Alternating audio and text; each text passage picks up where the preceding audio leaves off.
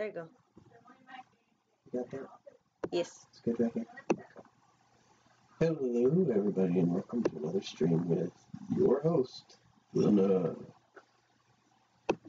Today, we're going to try and get everybody on call, or if not, we're going to try and get some stuff on Discord, try and get you guys' opinions and such.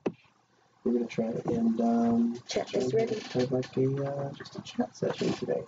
We're going to have kind of like a thing where we see can how many people we can make fall asleep. See how many people will actually fall asleep in this stream. And see, just, if you guys have any questions for the Nook, not like requests, but like questions, things you'd like to actually know, then go ahead and let me know. And if you have any questions for Saphron as well, I'm sure she can answer some of those. I'm sick. And well, she's sick at the moment. It kind of hurts to talk, so I'm basically going to be answering for her. And so, yeah. Story time. We can announce this on our Discord. You can. Just in case somebody who's watching this and doesn't know how to join the Discord. It should be in the description. The Discord link in the description. And I'm going to go ahead and double check that right now, I think. To see if we can actually get that. Thanks for tuning in. We'd just like to show our appreciation to everybody here who's logging in. And we really appreciate you guys taking time out of your day or night to actually listen into this. And I think it's kind of important for all of us to be able to relax at least a little bit. Try and get some questions off our minds.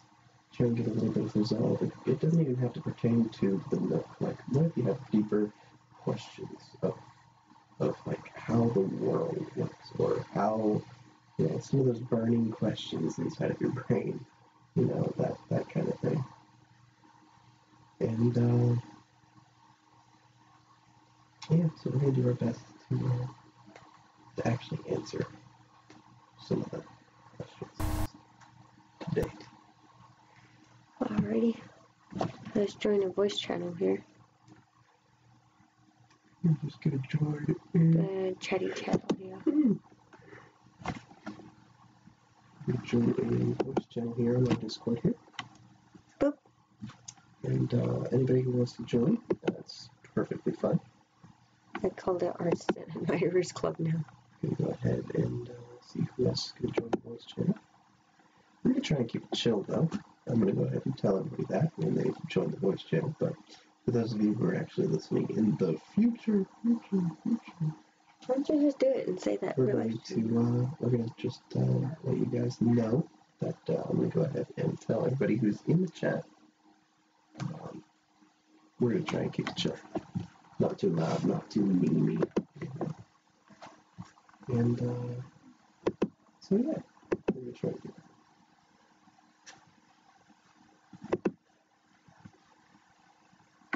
Doot.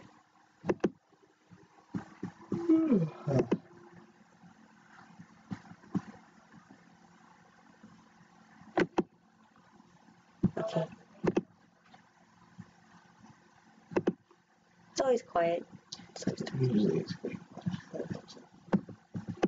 So those of you in the future, if you actually want to relax, I actually have my own little technique that I like to use that gets my whole body relaxed. So it takes a good 10-15 minutes first time you get used to it. And then afterwards, you can get better at it to where you can actually get yourself relaxed for approximately 5 minutes or so.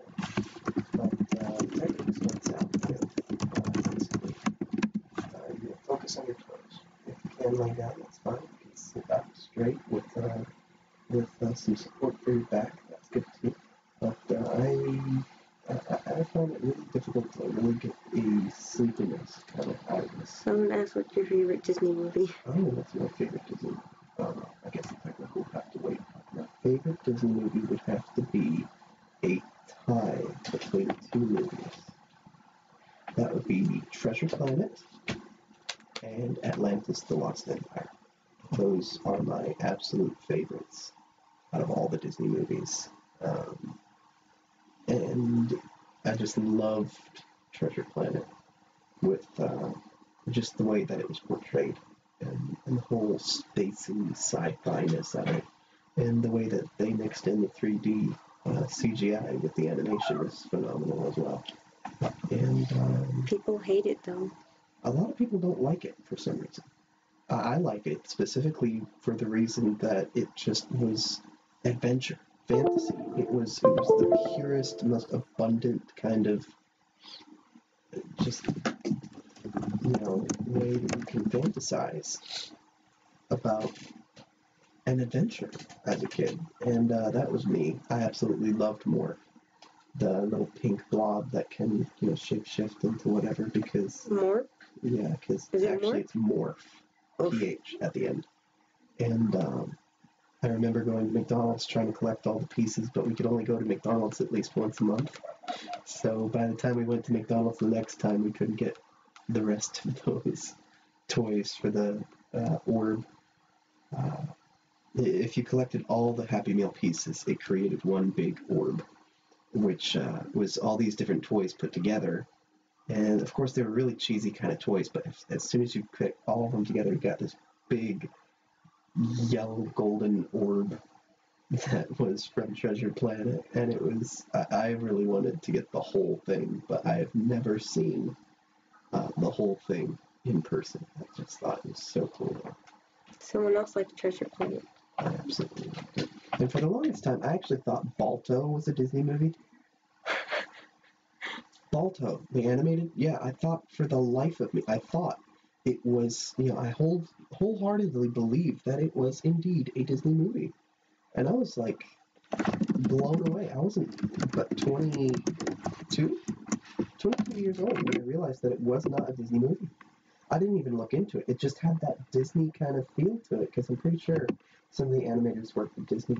Oof, and for the longest time, I wanted, those little quizzes that pop up before E3 when Kingdom Hearts was announced. They're like, what worlds would you like to see in Kingdom Hearts? I'm like, I want to see Balto, Alaska, Balto. Just, I want to see that in Kingdom Hearts 3. And then another fan of Kingdom Hearts came along, a friend of Saphron, Alex. She was Square Pup. It's Square Pup, and she came along and she's just like, that's not a Disney movie. I'm like, we're in the what? chatty chat audio. I'm like, what? It's not a Disney movie? How could this? American live action adventure. And it was just hilarious that it was not a Disney movie. But I loved it regardless. So I'm gonna show it's not a Disney movie.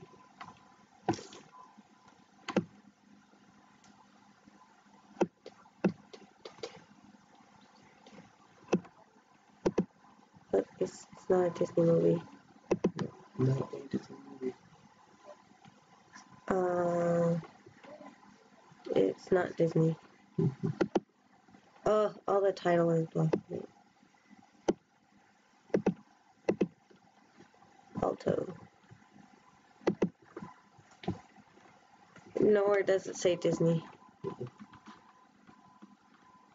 Was it Buena Vista? Balto. Universal Pictures. Universal Pictures. Yeah. So that's one of the reasons why I was just blown away, because for the life of me, I thought it was Disney. It was good until I realized that there was a Balto 2 and a Balto 3. And after I watched those, I was just like, that sucks. It really did.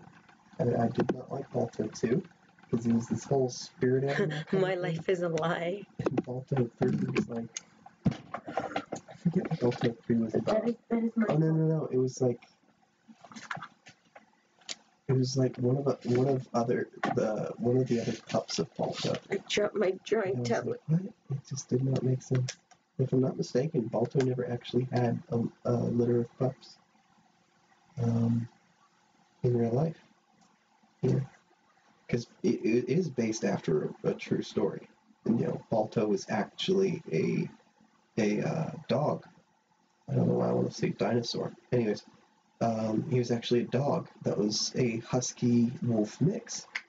And he actually went out and became a sled dog to transfer or help pick up a shipment from what was the town in Alaska's name?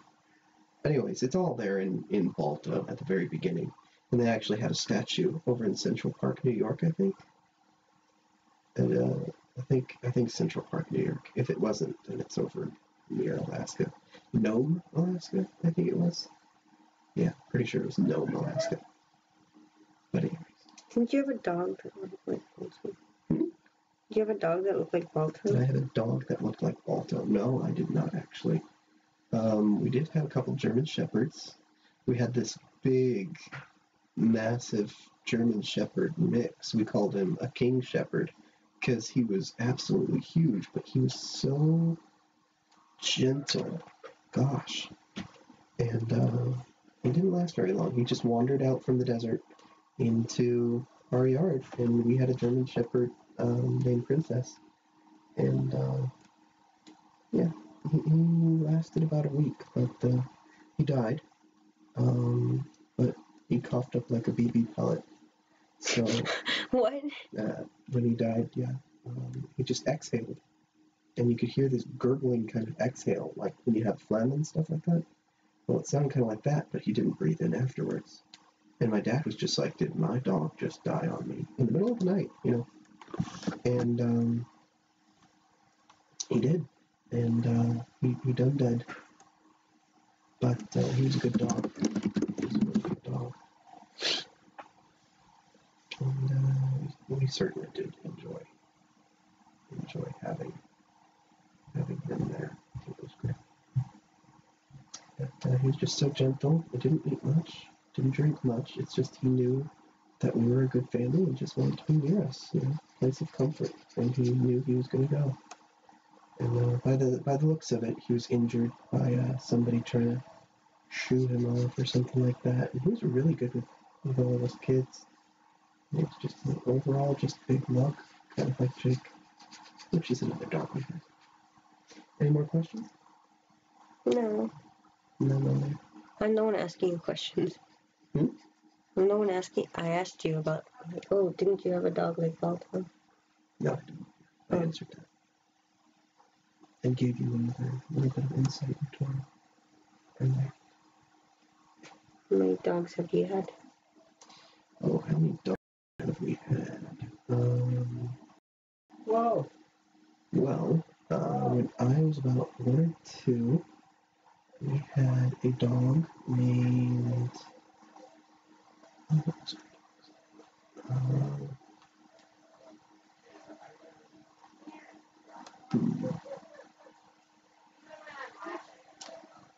we had Prince, we had Tigger,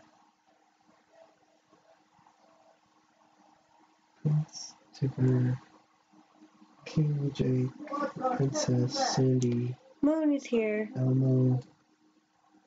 Oh, no, it died.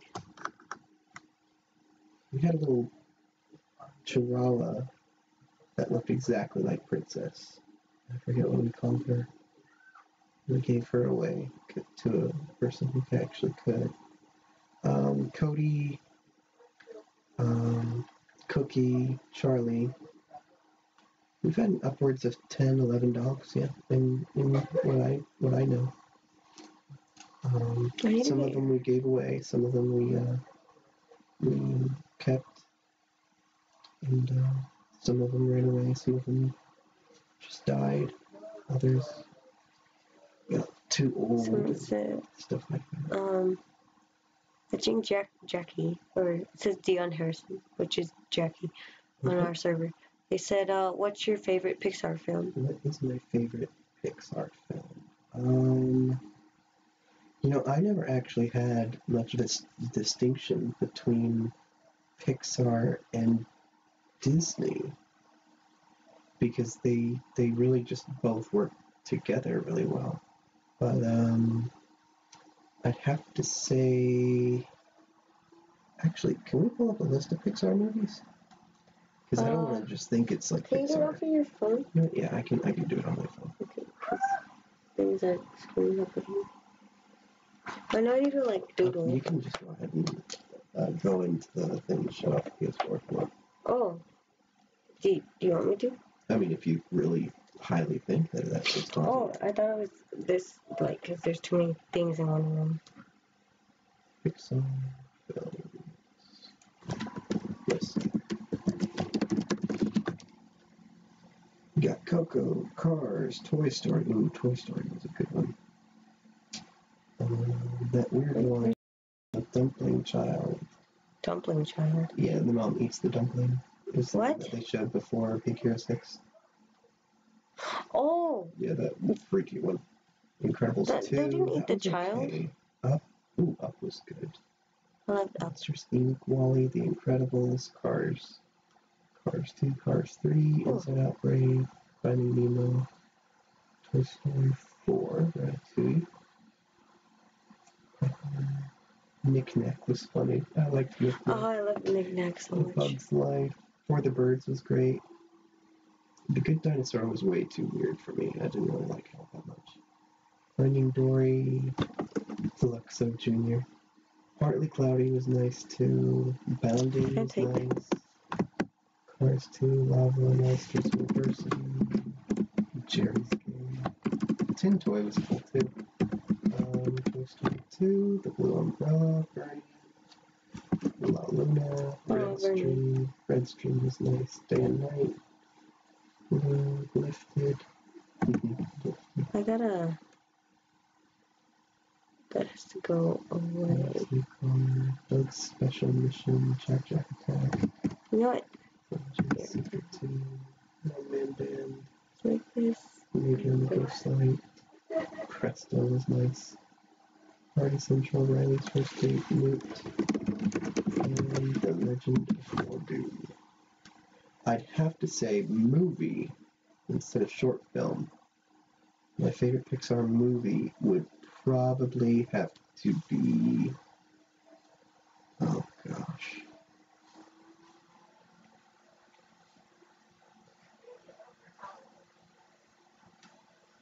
I think it would have to be Coco. Yeah. I mean, Up was really good. I like the emotional, like, flow of it, how tragic it was in the beginning. And then you just got this whole unraveling kind of, trying to soften up someone. There's that... What is that doing there? Sorry, I'm like, whoa, art program, are you okay there? And then we had Coco, and I think it's mainly because of the music. Because I absolutely loved all of the different music and just the emotion that was put into it. Because Mexican singing and music has just this thing to it for me. Because, I mean, being raised right next to Mexico, you'd hear mariachi music and yada yada. But I love Wally. This was not mariachi music in Coco. I mean, sure, there was some tidbits of mariachi, but it was more music from the soul and things that correlated to the emotions you were feeling rather than that other stuff. And you know how they took down the guy who's stealing music. That was another thing. That was just. Anything else? Can I okay, I'm gonna redo everything. It looks like kind of like Family, the American Dad. It looked like he had that chin. Oh no, I want to do the muzzle. Huh. What is your favorite game? Oh, it would definitely have to be the series of Kingdom Hearts. But Birth by Sleep and Kingdom Hearts 2 for my favorite game, period. Birth by Sleep because I was just so... I'd seen Kingdom Hearts before, and where I started was with the Game Boy Advance game of Chain of Memories. And the whole thing was phenomenal. Oh my gosh. I mean, the card system, it was a Game Boy Advance game, but it didn't feel like a Game Boy Advance game. It felt more like an RPG kind of thing. To me personally at the time, anyways. I'm sure if I play it now, and I don't have it now, by the way, I'm sure if I play it now, it just changed. But I do know that it made such an impact on me, and I was trying to find this... I was just trying to find out more about Kingdom Hearts because the story was so intricate, even with just one game, you know, that happened in the middle of the series. I was just like, what the heck's going on here? And then you have all of Birth by Sleep. That was phenomenal. When I got my PSP, I had this kind of like a dry spell with games. I had this one shooter game called Coded Arms from Konami, and it was a good game. You just kind of grind away level by level, just trying to take down enemies. It's a shooter, and it just kind of got old, and you just keep going and going and going and going. It never ends. It kind of makes you think that there's a storyline to it because you're hacking into this thing, but there's not much of a storyline to it. It's just your brain gets trapped inside of this, military system, and you're trying to find the core program to it so that you can unlock ultimate riches. Well, you just get stuck like everybody else. And then if you die in the game, you die for real. Then you've got other games for PSP, like Pro Golf, PGA Tour. I remember playing that quite a bit. It was fun until my R button broke, and then I got the R button fixed, and then I started playing Kingdom Hearts Birth by Sleep after I watched the trailer on YouTube, and oh my god, I just fell in love with it at first sight. And if you've ever seen the trailer, and I'll probably post it I'll find an appropriate channel to post it. But that was just a phenomenal trailer, and the gameplay wasn't too far off either. I just absolutely loved it. I cannot get enough of Kingdom Hearts. And in Kingdom Hearts 3, I thought Dream Drop Distance was pretty decent. It wasn't exactly my favorite, mainly because I wasn't able to play the game all the time that I wanted to because my brother Shane owned it and not me. So he was usually grinding around it. I did like the whole pet companion thing. It was okay.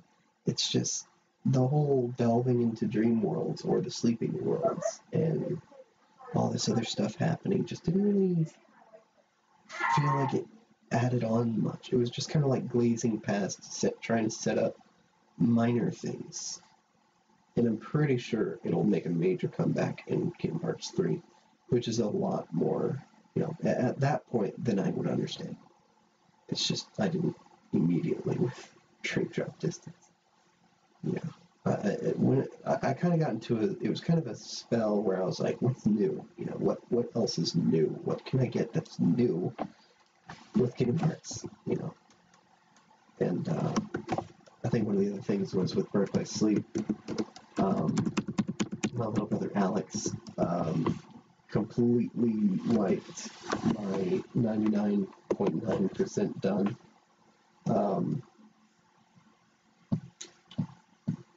Ventus file, because there's 3 different files that you can create for characters, and then a 4th one if you complete the storyline, and it's called the final act or something like that. And so I had Ventus nearly completely done, and the only thing that I really needed to do was defeat the Mysterious Stranger, or not the Mysterious Stranger, it's basically time traveling Xehanort inside of the remnant of what's it called?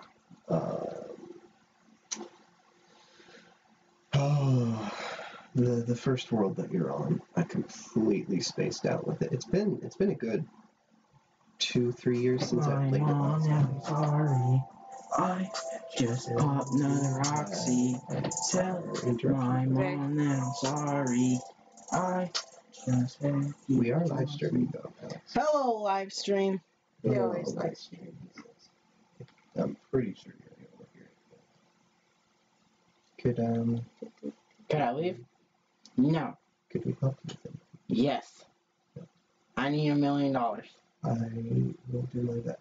GoFundMe at Alex. You don't even have a GoFundMe. You don't even have one.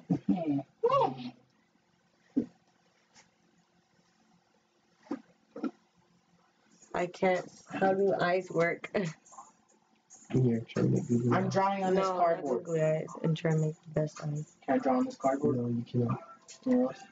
Oh, where'd you get that Sharpie from? I just found it here. The one? Can I draw on the cardboard? No. I already did on that. Any other questions? I got a question.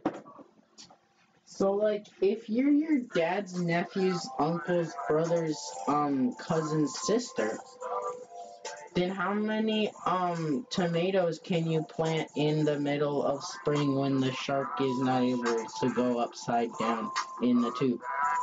23. That makes sense. It's 23. What was the most awkward, Was this, is this an eraser? paperwork situation Is this an eraser? The most awkward. what was the most awkward safe for work situation all three of us have been in? Me, you, and Okay. Alex, apparently. So, awkward situation. one Yeah. time I went to Carl's Jr. and I went to order a milkshake. Alex Square or Alex? This Alex. Okay, Alex Bros. So I went to Carl's Jr. and I went to buy a What is going milkshake on? and they forgot the whipped cream. So the lady took her hand and put whipped cream on it and then just fluffed it on there. Sure. Actually, the most awkward situation was when I went to the dentist and the dentist guy was like, "How you doing today?" I'm like, "I'm pretty good. How about you?" Right after he shot me up with his stuff, it's a true story, okay? Okay, so like He I put was the like, thing in your mouth. "Hey man, how's it going?" He's just like, "It's pretty good, dude. How about you?" I'm like, "Hey man, how's it going?" He's like, "I'm pretty good, man. How about you?" I'm like, "Hey man." He's like, "Yeah." I'm like, "How's it going?" He's like, "Pretty good. What about you?" Oh, that was after he gave you the anesthetic? That was after he like buttloaded my mouth and I couldn't see out of my eye. That's so not funny. Good if you can't. And I was driving too. No, you shouldn't have driven. Well, yeah, it was just like, "Hey, bud, how's it going?" No, TJ. Okay, so we went to the Dollar General, and we got the powdered donuts, and then we went to the gas station afterwards, and then I saw the kid with a bag of powdered donuts in the car across from me, and we ate a powdered donut at the same time and stared at each other. The kid was like 3. It was awesome. I think the question is awkward situation that all three of us have been in. Yeah. Oh, okay. So when we went to the corn maze, that one year, Sammy was there, and I was running with Sammy because we got lost. And then we saw Alex Garcia's, and I found out that Sammy and him used to fight each other at school. And I was like, "Well, that's dope. Don't fight." And then we ran, and I was out of breath because I was out of shape. Yes. I can deep throat this whole thing. No, don't. Right. Please, that's not. I need to sew that. Why have you done this? Facepalm.exe. Yeah.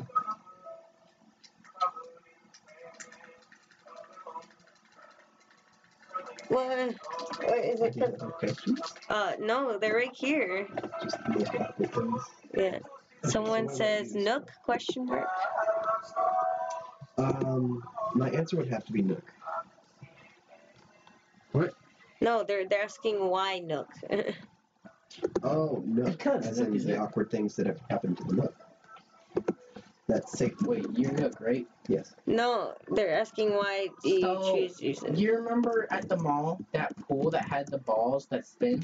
No. You don't remember that? You get in the ball and they spin around in the pool? In the mall. In the mall. I don't remember that. In El Paso. You don't remember that? Well, we went there and we're like, "Hey, how much does it cost?" And they're like, "This much and this much." We're like, "Oh yeah, sure, we can totally do that." And they're like, "Oh yeah, we're not open today though." I'm like, okay. No, I went to the Atlanta Zoo, right?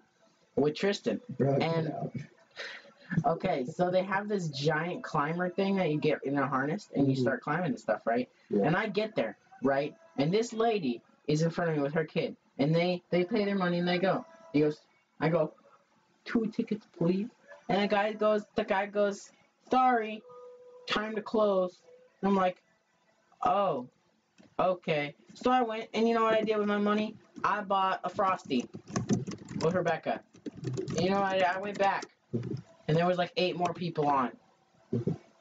I swear I was about to jump over that thing and freaking punch the guy. Like, you know how much I wanted to go on that thing? I love it. So much so that you'd want to punch somebody in the face. Oh yeah. Cool. Okay, bye. So, what was the question again? Why did you choose to call yourself the Nook? Well, just like many other names, we don't exactly get to choose. Yeah, that's a lie. That's a lie. So what happened? What happened was we really liked Sonic the Hedgehog, right? So the origin story. JD made no. This is Alex's time, buddy. We got special Alex's today. time? So This is supposed to be like he made a character for all of us, like and his character was Jay the Raccoon. But then he realized that he loved Tanukis instead of raccoons. So it was Jay the Tanuki, and so now he is Nook Nook. No, the Nook. Not Yeah, Nook Nook. but I call you Nook Nook or Why the would you beef. call me Nook Nook? The beef? I mean, I've always So been. whenever I can't find him, I go, "Where's the beef?" Yeah. Anyways, like he was saying, but probably you guys couldn't hear because of all the interruption. Also, because the microphone's more towards you. Yeah, and the microphone's more towards me. So I was really into the Sonic franchise. More specifically, let me reword that actually. I was more specifically into the Sonic X franchise. I didn't really like that was the only type of Sonic that I knew. That wasn't, I didn't know anything about Sonic Adventures or the comic books that Sonic used to be or whatever else. Was it only the anime? I was only into Sonic X, which is the animation. I wouldn't call it an anime, but yeah, if you wanna go, I sure, fine. I like this brush a lot. But anyways, Thanks. So I was really into that, and I went ahead and, like many other fandoms that I was into, I decided I was going to go ahead and make characters for me and all my siblings, right? So I made myself a character, which was a 3-tailed raccoon named Jay, the raccoon. And he could not fly with those tails like tails could, but he could actually generate electrical fields with the rings that was all around his body. So basically, instead of being just colors on his arms and tail, he could actually cause them to turn and spin and generate electromagnetic, force fields and stuff That like sounds that. cool. And why are you creative when you were young? I am still creative. It's just No, I said when you were young. Why were you creative towards? So I was really into that, and my sister Rebecca was a bat, and my sister Melissa was a mouse. You designed them all. My brother Alex was a 4-armed crab. What, Shane? He was, just kind of like that. And Shane, my brother Shane, I believe he was. I think I made him an alligator. Shane? I'm not sure, actually. I didn't really come up with a character ref sheet for him, actually. But I did with Bex the Bat, Nissa the Mouse, Ando the Crab, which was a 4-armed crab that could spin his arms around so fast that he creates tornadoes. That kind of thing. And every Saturday morning, I used to try and get up to the point where I used to try and wake up every Saturday morning just to watch Sonic. And I had my little DSi that I had, and I would try and take pictures of my favorite parts of that episode that aired. And so I wanted to take as many close-up pictures as I could because I wanted to know how to draw in that style. So I tried my best, and the character just kind of went to the wayside. So Saphron came along, right? And and she said, I'm an alligator. all of this other stuff, and I was like, you know what? Yeah, I like Tanukis better than raccoons because I didn't know about Tanukis back then. I was just like, oh my gosh, these new creatures that are just everything that I've ever wanted in life, everything that I ever needed in life. You know what? I'm going to be a tanuki from now on. And poof, there we go. I was a tanuki from there on. And instead of being Jay the raccoon, I was then Jay the tanuki. And all of my other had basically combined into one persona, which was Jay the Nook, aka every other imaginary character's name from every other franchise, and I just compiled it. So when I say the Nook is me, or Jay the Tanuki is me, or I am me, I'm referring to all of my imaginative conglomerate, and that's what it is. So oh, the stream is down. Oh no. And it's back. It's back. Okay. You sure it's good? Yeah, it's green. Alrighty.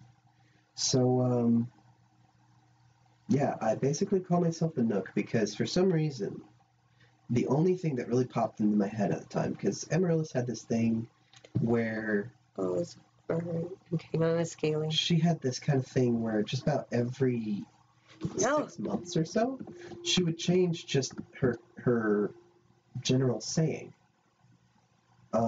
So for one session, it was like... Session?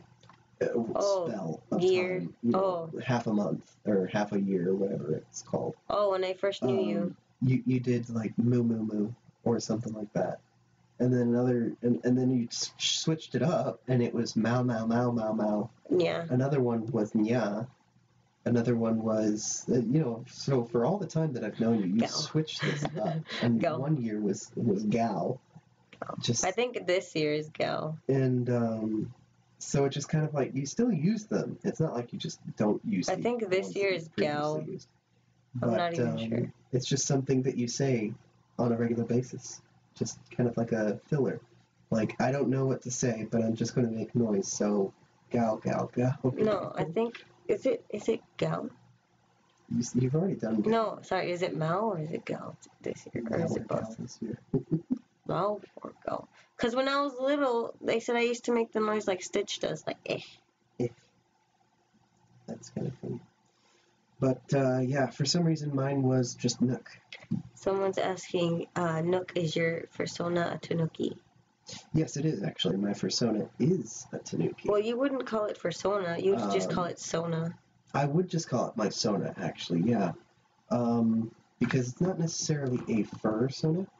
Because, like I said, Jay the Tanuki is simply just my way of being a conglomerate of all of my other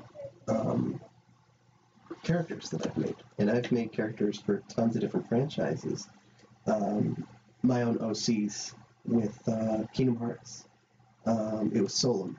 And a lot of other Nintendo gamer tags that I have is Solum Glit. Or Yu-Gi-Oh! Gamer tags online is Solum Glit. Other ones include... what was it? The Nook. Other ones include... what was it? There was... I had one for the Aragon series. If you've ever read Christopher Paolini's Inheritance Cycle, which is a series of 4 books. Whoa, that's easier. Sorry. 4 books, which is Brissinger, Aragon, Inheritance, and Eldest? Yeah, it should be Eldest. And not in that order, but those are the names of the 4 books. And I was so into the story that I went ahead and made my own Dragon Rider and Dragon and their own storyline and such like that. And so the dragon's name was Kraikva, which is the elven word or true name, sorry, not elven, but true name of lightning. And then I forget the character's name, actually, the writer's name. But I did have a name for him. And, yeah, it was just kind of like a thing that I was into. And still kind of am. It's just I like to I had a book that I was actually going to put every little database into. Yeah. Kind of like a database of every little imaginary character and weapon and whatnot that I have. Because I had my own worlds and stories that I used to play on in through my head on long rides to church or across country because of our family being big missionaries and stuff like that. But yeah. And so that's I was gonna do a comic, but then I'm like, oh, I didn't. what was the last question? I kind of forgot. I'm not quite sure if I answered. Just if Nook was if your first one has a tanuki. Yeah. So long as the fursona isn't actually a fursona. Because I wouldn't actually consider myself a tanuki. A furry. I would consider myself a tanuki if I was actually a tanuki. I just say I'm a tanuki because, this is generally a furry channel. So I just kind of wanted to be more... Explain how you're not a furry. Oh, yeah. So a furry, the definition of furry was a fan, right? A fan of anthropomorphic animals. Oh, hold up. Is this a haircut or a banana leaf on your head? Oh, that is actually that's actually a leaf. I don't know if it's a banana leaf. There's actually one other... Someone thought it was your hair. I know someone drew it like it was your hair. It was like a bush kind of thing that, it was a really big bush with really big leaves. And I'm pretty sure that was actually one of those leaves, but I'm not entirely sure. Anyway. You're explaining the difference between you. Furry is a fan of anthropomorphic animals. If you look at the definition for fan, a fan is short for fanatic. And I'm not actually that big of a fanatic. In anything. In anything. I mean, sure, I kind of like Kingdom Hearts. And put myself into all these different fandoms. Like, some people would have called me a brony, actually, because I thought the My Little Pony fandom was cool, but not necessarily the series. I thought the creativity that was overflowing from it with all these different people, all their different, how they implemented themselves into the world, it was really cool. And I liked the stuff that people made rather than the actual series itself. Like Button's Adventures and stuff like that. Shady Fox, that's exactly how I got into Shady Fox. That and the Yu-Gi-Oh! GX Abridged series, because that was pretty funny in my opinion. Minus all the language, of course, because that was just... I think some of it's unnecessary. A lot of language is unnecessary. Yeah. Honestly, I'm waiting for one of those abridged series, and I think I found one. It was the Fate Stay Night abridged series, and you can find it on YouTube, but I'm pretty sure they're actually starting to get the idea that all this profanity doesn't make it funny. It's just some people thought profanity was funny because it enunciates stress and such, but I'm not quite sure if that's exactly the case. But, yeah. So, I'm not really a fanatic of the furry family. I do like the massive creativity that all of the fandom gives off. How they just kind of create thousands of worlds and these ideas are just overflowing in the expressive state that they have. It's pretty interesting and pretty amazing. But I would not consider myself a furry. Because I'm not that much of a fanatic about it. Okay, someone says they're intrigued by the anthropomorphic community, which is the furry community, since creativity is through the roof and atmosphere. Mm-hmm. Whoops. I just unplugged it. Did you fix it? Is it headphones or is it game controller? It's the headphones. Okay, there we go. I accidentally unplugged myself. No. So yeah, that is. I mean, I like having I would consider him somewhat of a fursona because obviously he's an anthropomorphic animal. Jay the Tanuki or the Nook, you know, and I would consider him somewhat of an anthro, but he can also be a plain Tanuki. Don't forget the chest floof. I'm going, don't worry. Okay. This is flat colors. Okay, just making sure. But yeah. To these Getting into the furry fandom. Yeah, I think that's the same case with me. technically, So technically, I am a fan, and I think you can enjoy I think we can enjoy something and not be fans. Yeah. That's the thing. Like Doctor Who for me. Doctor Who with Saphron. She said she likes Doctor Who. But she's not a fan of it. I don't know enough still. She doesn't exactly know a bunch of it, and she doesn't have that urge to find out everything there is to know about it. I'm not going to make it the center of my, life. She's not exactly going to become a fanatic about it, like try and cosplay as a Doctor Who character or a Dalek, or... I kind of want to cosplay as a Dalek. She kind of wants to cosplay as a Dalek, but she doesn't have the hatred for it. It just doesn't work. I'm too nice. She's too nice. And so yeah, that's my logic with the Nook is that he's not exactly a I usually draw the Nook with floof going upward like this, white floof. Or the tan grayish kind of floof going upward. Sorry, that's very choppy. Hold up.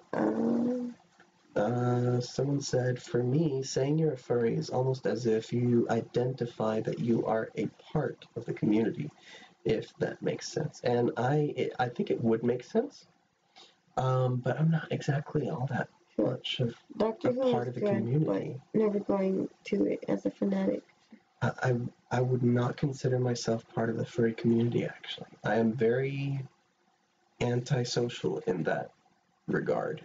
I'm not actually very into it. Guys, we're gonna go to a furry convention. So we're gonna try and go to FWA this year, 2019. And referring to the floof, yeah. Oh, okay, that makes more sense. Mm-hmm. And so.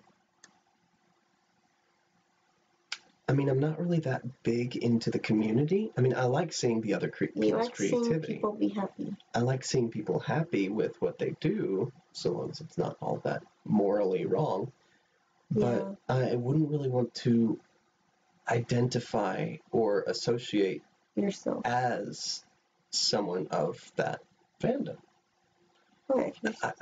It's not really like a personal thing. It's just for some reason You don't like to associate with any fandom? I don't really like to associate with any fandom. If I say I'm like a really big Sonic fan, I don't really like to associate like that. I mean, yeah, I have characters for it. Yeah, I thought it was interesting for a while. I mean, I even made some gemstones for Steven Universe. Oh, you did? Yeah, Topaz, but then it got taken as a name, but whatever. There's so many Topazes in the world, it doesn't matter. It just, whatever. Now Pokemon, I will definitely call myself a fan of. Me too. I would definitely call myself a Pokemaniac. I would say I'm a fan of Five Nights at Freddy's. And Saphron says she'd be a fan of, she would call herself a fan of Five Nights at Freddy's. It is a good franchise that she can feel comfortable completely going. And because I know a lot of the characters, not as many as I'd like to, but I did invest a good amount of time, and I even made a head with the nose squeakers, and I enjoyed it. I'm really glad that Scott is able to see. I even know the name. Oh, I'm also a fan of Undertale. But just because you're a fan doesn't mean you have to like the fan base, the people in it. And that's another interesting thing is, even though you're a fan of the fandom, a fan of the series, you don't have to be a fan of the fandom too. And that's where the furry fandom. And that's where the furry fandom and the actual blurred. The lines gets blurred because the furry it doesn't have TV series or comic or saying you're a furry would be you are into the fandom itself, and therefore being into all of the fandom, unless you got to be specific. And in my personal opinion, there's no real good way to be that specific inside of this kind of fandom, because the furry fandom is just that. It's not a series. It's not a comic. It's not something that somebody else has designed as a form of entertainment. You look so angry. It's actually a individual fandom that's just a fan of that one thing. So one of the questions that popped up here is, do the Dungeons and Dragons, can people join later or have to wait for a bit? The answer would be people can join. We just finished. We just actually finished a major portion of the main campaign that I had actually designed myself. The Dream Realm had been saved, and we can actually do a Pokemon. Whatchamacallit? I think Pokemon really did lead me into the furry fandom too. Undertale is a good fandom. Like the characters, the design, the idea of everything going on in the game. Toby did an amazing job and opened the possibilities to other people. Like, hey, you can, if you spend time on it, you can program something really well. Yeah, you can make your own game. You can make your own universe. You can spook people with your game. You can spook people and it's not even a spooky game. Yeah, I think that is kind of cool too.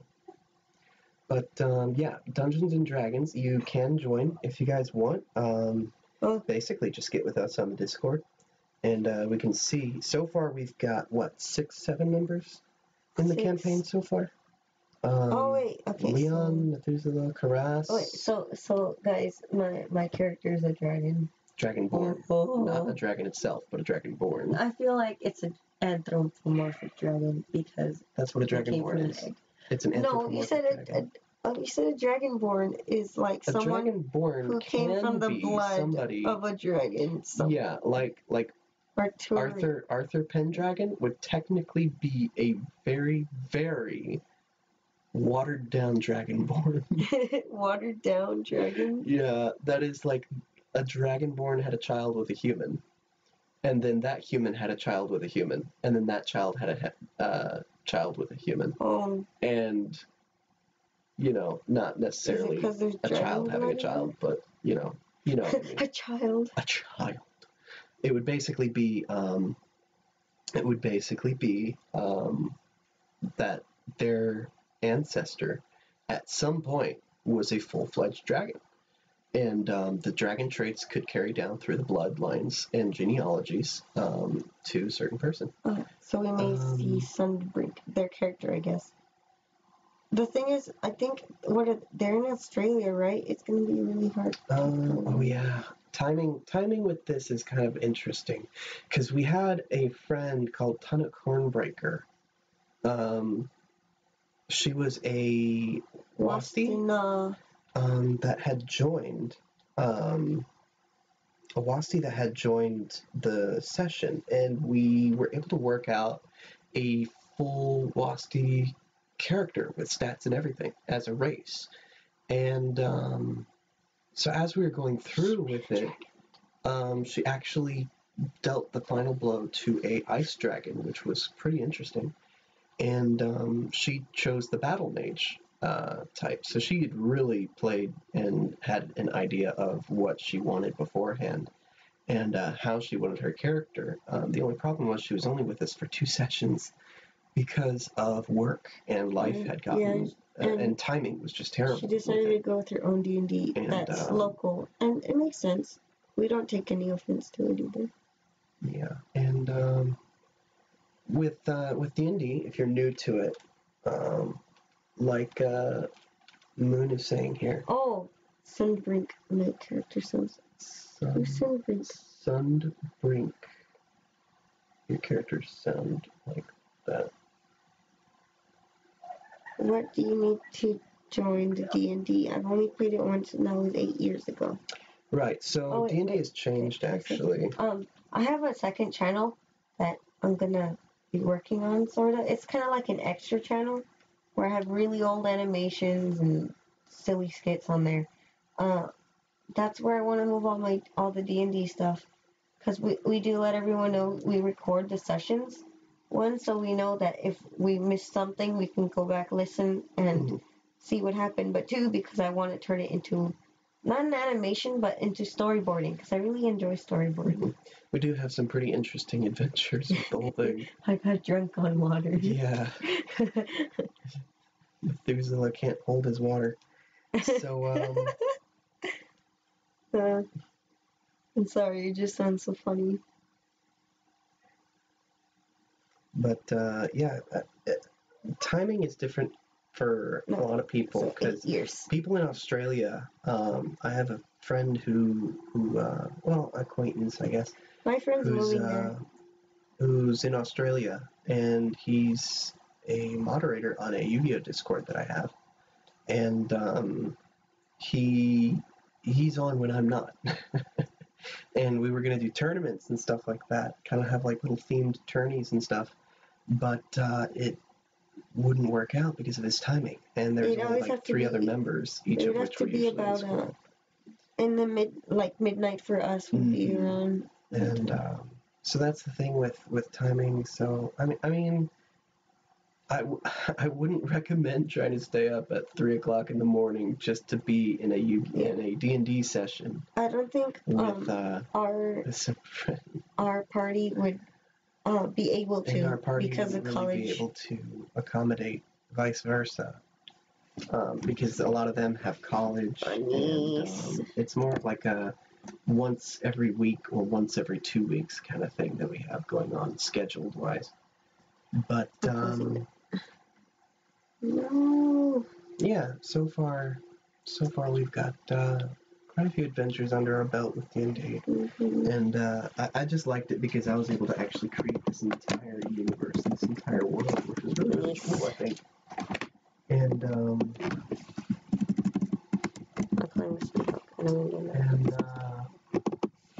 it has characters and a world flow, which is like, it's not just everything's static.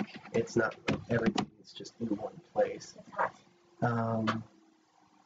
It's basically this whole universe itself, and your actions actually help shape it, which I think is really an important part in any kind of thing. I'm going to go get tea. So some of the other things, I'm just going to go ahead and read some of these other things. Another question, what limitations are on the D&D? So D&D is Dungeons and Dragons. So you can refer to it as a D&D session and stuff like that. But some of the limitations that we have for our homebrew is basically you just run it by me, and I'll tell you, like, if you, in a homebrew thing, it can get pretty chaotic. Like, some people can actually choose to be a Hydra, and if the DM or Dungeon Master, which is me in this context, if the DM would actually allow it, it can become very, very chaotic at times. And I usually like to keep it to where you're humanoid, either medium or small, and depending on the race, of course, because there's some that are qualified as large and some that are actually qualified as small. But yeah, there's too many minute limitations to actually limit or to actually list on this kind of live stream. But honestly, I'd be able to answer some of those questions if you have, like, you know, a thing that you want to do. with D&D in our session, and I wouldn't be able to say that we'd be able to actually like get you in or whatever. We have to work things out with the other members as well, because it is their adventure, not just the DM's, you know. It also says, let me see, failed to see the Nook. Oh, rip. When do you do D&D? Usually our D&D sessions are around either a weekday, like Saturday or Sunday afternoon. Usually it's Saturdays at around, let me see, around 5 or 6 o'clock Eastern Standard Time. And because most of the members are in college, and they usually get off of college at around 3 o'clock Mountain Time, which is actually 2 hours difference from Eastern Standard. And so since me and Saphron are actually in Eastern Standard Time, we usually like to accommodate the other players to do that kind of thing. And we're going to try, since we already finished the major main quest, which is saving the dream realm inside of the world. They kind of wanted to do a pirate session, a pirate campaign where you're sailing on the seas and stuff like that. And things are going to get a lot harder with that one now that they've learned how to do D&D, because most of it is all of our first times. And stuff like that. I don't trust. I don't know if there's bugs in there. I don't trust. Okay. No bugs? No. This key. I want child. You don't want this, but you're going to have me rummage through a tea bag case because you think there's bugs in it. There are no bugs. There's bugs all over it. Can I have some chamomile? Okay. I would enjoy some chamomile. Okay. I'm opening my box and stuff. I like my tea. We're going to try and have things get a little bit more relaxed here with some nice calming chamomile tea. So, yeah, if you guys have any other questions, go ahead and put it on there. When do we do the chat, or is this just all the chat? This is the only YouTube right now. I failed to see the Nook. The Nook is here. Here it is. Who's Pablo? Oh, it's on, that one's actually on Twitch. That's better. Now you can see who's up here. Alright, so that was the Twitch chat. Sometimes we do camera, but not often. So we still have the D&D thing. Where was the... It's right here. Here's the time. Oh, we've been screwing for only half an hour. Only half an hour, wow. So, let me see here. Alright, Big-Hearted on Discord. I'm going to go ahead and get back to you on your character. I like it, the idea so far. But I'll get back to you on it because, you know, we got other people on the stream and stuff like that. But I will definitely talk to you about that, yeah. Dion Harrison, yeah, like, sorry. Since you failed to see the Nook, aka me, mostly we're just doing a kind of like a doodle thing right now. Lighting is pretty bad, and our camera is simply a laptop camera.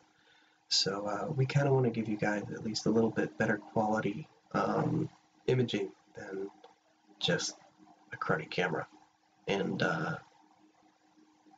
yeah, that's basically the reason why you can't see me, because we just have camera, and we don't always do camera. So I think I'm just uncomfortable with talking to others online while my dad is home, and since he's old. I'm believing you're referring to the D&D sessions at that point. It is kind of weird at times. Usually our sessions last at least 3 or 4 hours, actually, just to get through at least 2 or 3 battles and some storyline, which I throw at them, because there's a lot of interruptions. a lot of times somebody barges in. One of the rogues is actually a very one of the is actually very, very I don't know, very open. thinks he's awesome and a kick butt kind of person, and uses kind of like language and stuff like that just because he thinks that's the cool thing to do. I guess I'm not quite sure if that's actually his mentality. Don't quote me on it, but he can be a very, very loud kind of person at times, and that's not a bad thing. It's just kind of who he is, and it sometimes takes some time. He gets into arguments sometimes with one of the warlocks, Karas.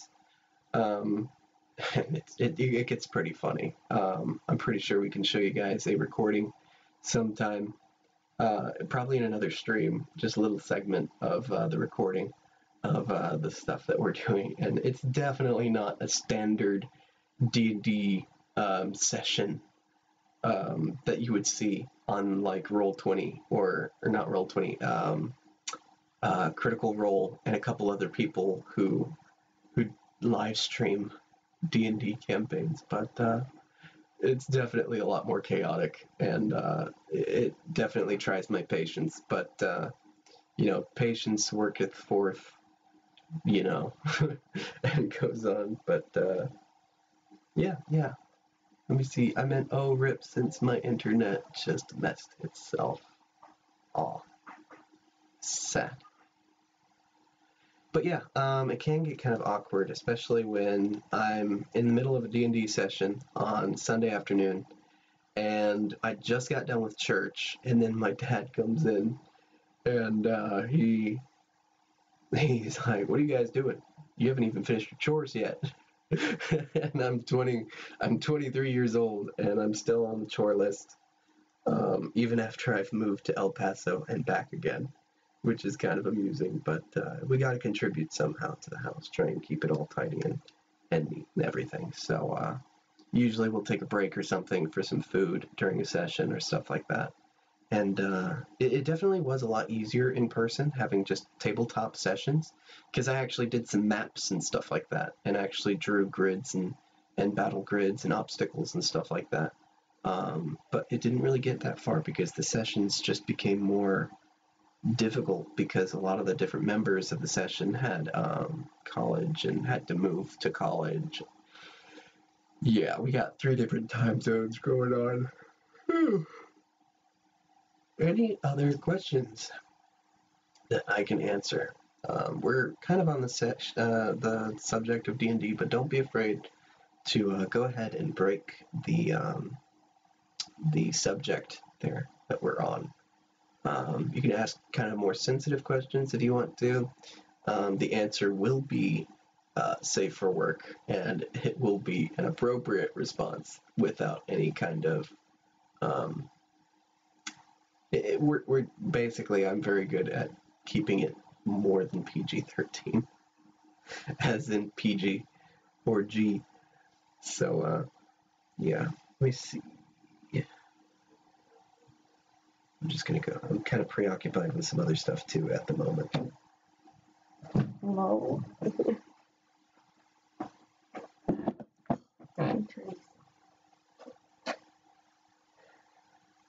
What's going on?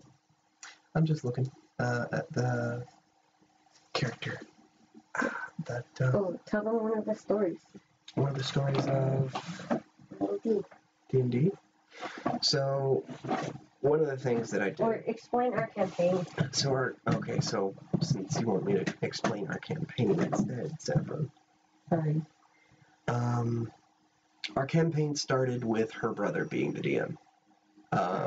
Jonathan. He decided he was going to be the DM because he actually played D&D before, and I was completely new to it, being a homeschooled Christian military brat who was also a missionary to Mexico.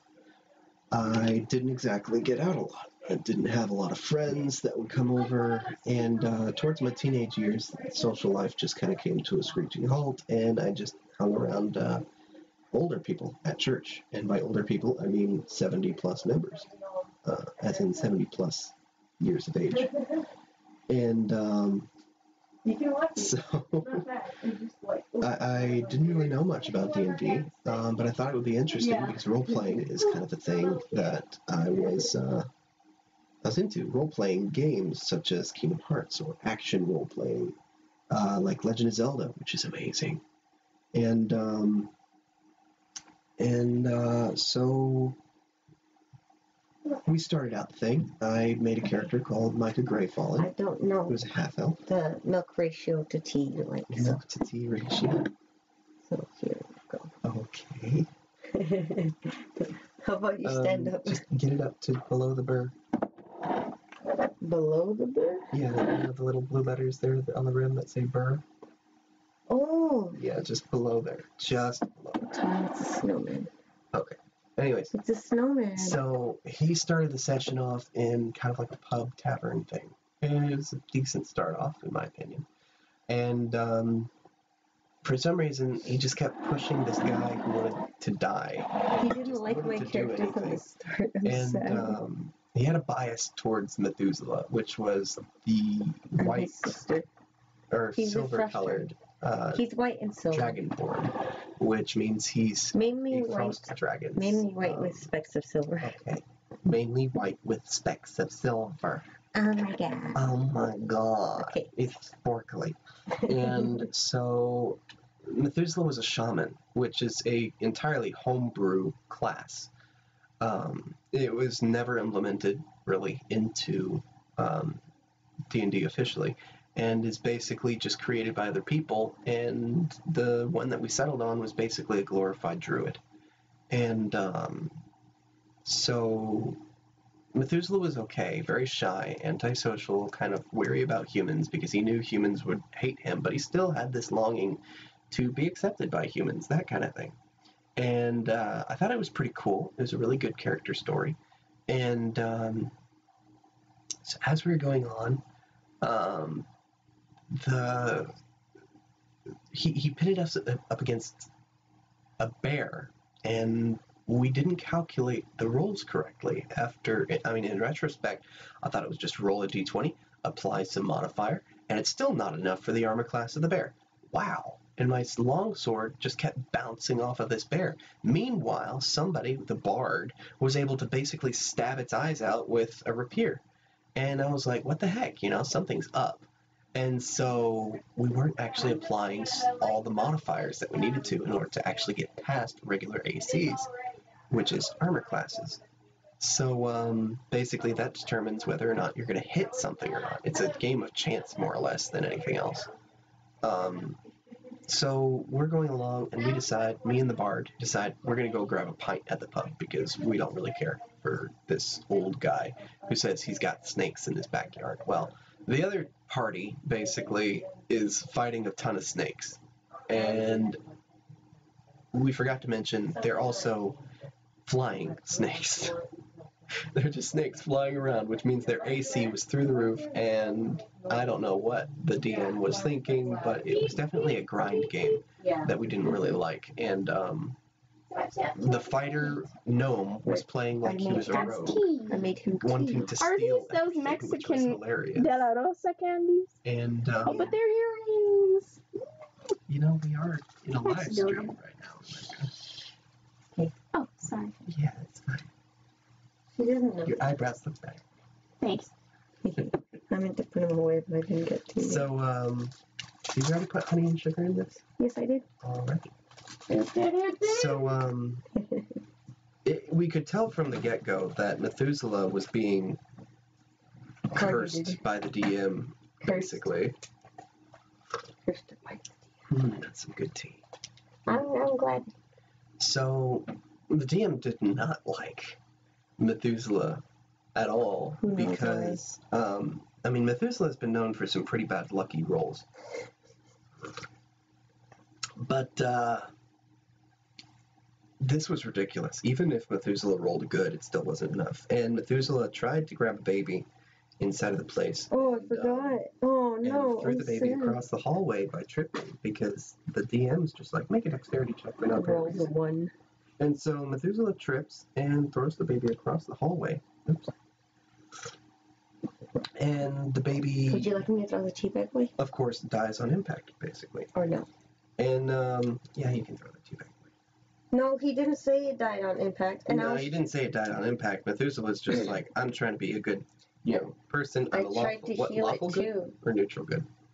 I'm neutral good. You play more like a lawful good. So that's just you. I think so, the thing is, like, that thing should be of nature. Oh, but I don't care much for the government, so that's why it's neutral. Government, so it's a neutral good, technically, whatever. But they play like a lawful good. Yeah. So, because he wouldn't even let me, like, use... Yeah, he wouldn't cast healing on it. Methuselah and I left, like, a lot of my money there. And Methuselah wasn't... Basically, it was a DM murder fest. It wasn't murder hobo fest. It was just a DM murder fest where the DM just wanted to kill a ton of the players. Mostly Methuselah. So Methuselah gets kicked out, and we go away, right? And so this is a tabletop RPG. D&D, Dungeons & Dragons, has always been a tabletop RPG where... are we updated with all of our things? Did you say... did you answer what are the initiations for it? Wait, no. What limitations does D&D have? Yes. Okay. Okay, what's the latest one? Moon, you can join us. Yeah, Moon can join. That's pretty sure. She's just saying that it might be weird because I'm uncomfortable with talking to others online while my dad is home since he's... Okay. How many genders are there? That has nothing... are there? Has nothing to do with D&D right now. I am being that guy. Oh. Gender is a social construct. This is a very, very sensitive subject, okay? And if you're asking the Nook will always tell you the truth. Remember that, okay? And the Nook will never lie to you.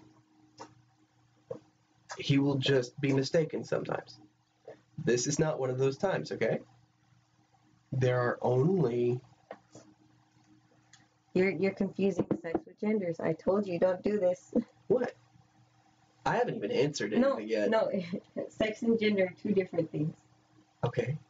Because you say they're only, I'm like, watch it. Watch it. Watch it. Watch it. Oh, shoot. Watch it. Oof.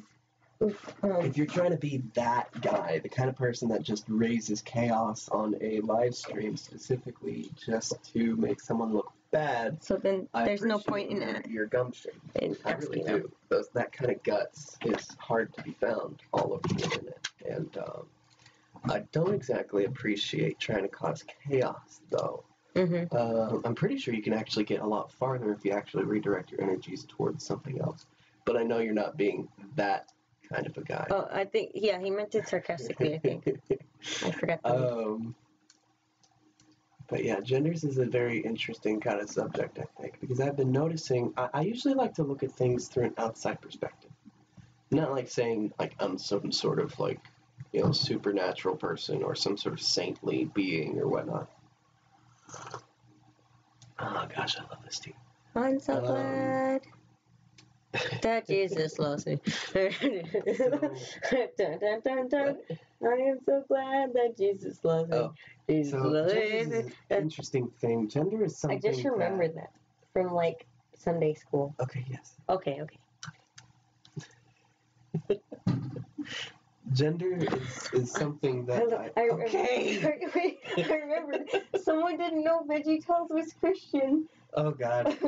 And I'm like, they always had a Bible study. Okay, I'm done. Okay, I'm sure? done. You came up with something else now, didn't you? VeggieTales foretold the future of memes. VeggieTales foretold the future of memes. It did. Why did the chicken cross the road? Weed eater. Okay, I'm done. Okay, I'm done. I'm drawing. It's interesting. I'm drawing. Because my understanding about genders has been warped by how much hate I've seen on the internet about people saying there's only 2 genders, or there's like 75 genders, or whatever. And I'm like, gender is technically a grammatical expression.